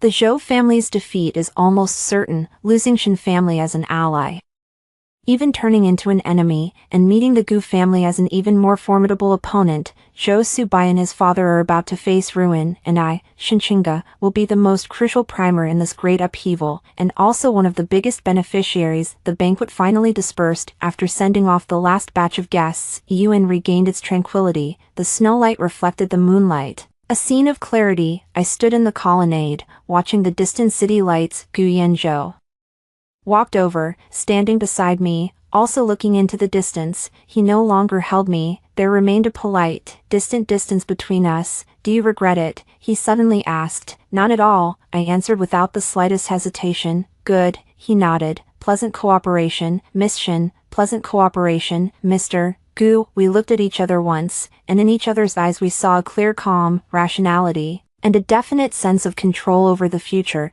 There is no softness or tenderness, but There is a peculiar, solid bond built on shared interests and clear awareness. Perhaps this is the most real and the strongest relationship between me and Gu Yanzhou. In the distance, it seems faintly possible to hear the failed one's unwilling roar or despairing cries from a corner of the city, but all of that is no longer related to me. A cold wind brushes past, carrying the fresh scent after the snow. I take a deep breath, feeling the icy air fill my lungs, and I also feel an unprecedented, down to earth freedom and strength. Zhou Shubai, Sun Yanwei, the Zhou family, those people and events that once caused me pain, humiliation, and confusion have finally been left far behind. The road ahead may still be full of unknowns and challenges, but at least the direction is in my own hands. I am Shinqinga. From tonight onward, I will begin a truly mine life chapter, newly poised in a completely new identity, and I will control it entirely myself. The end.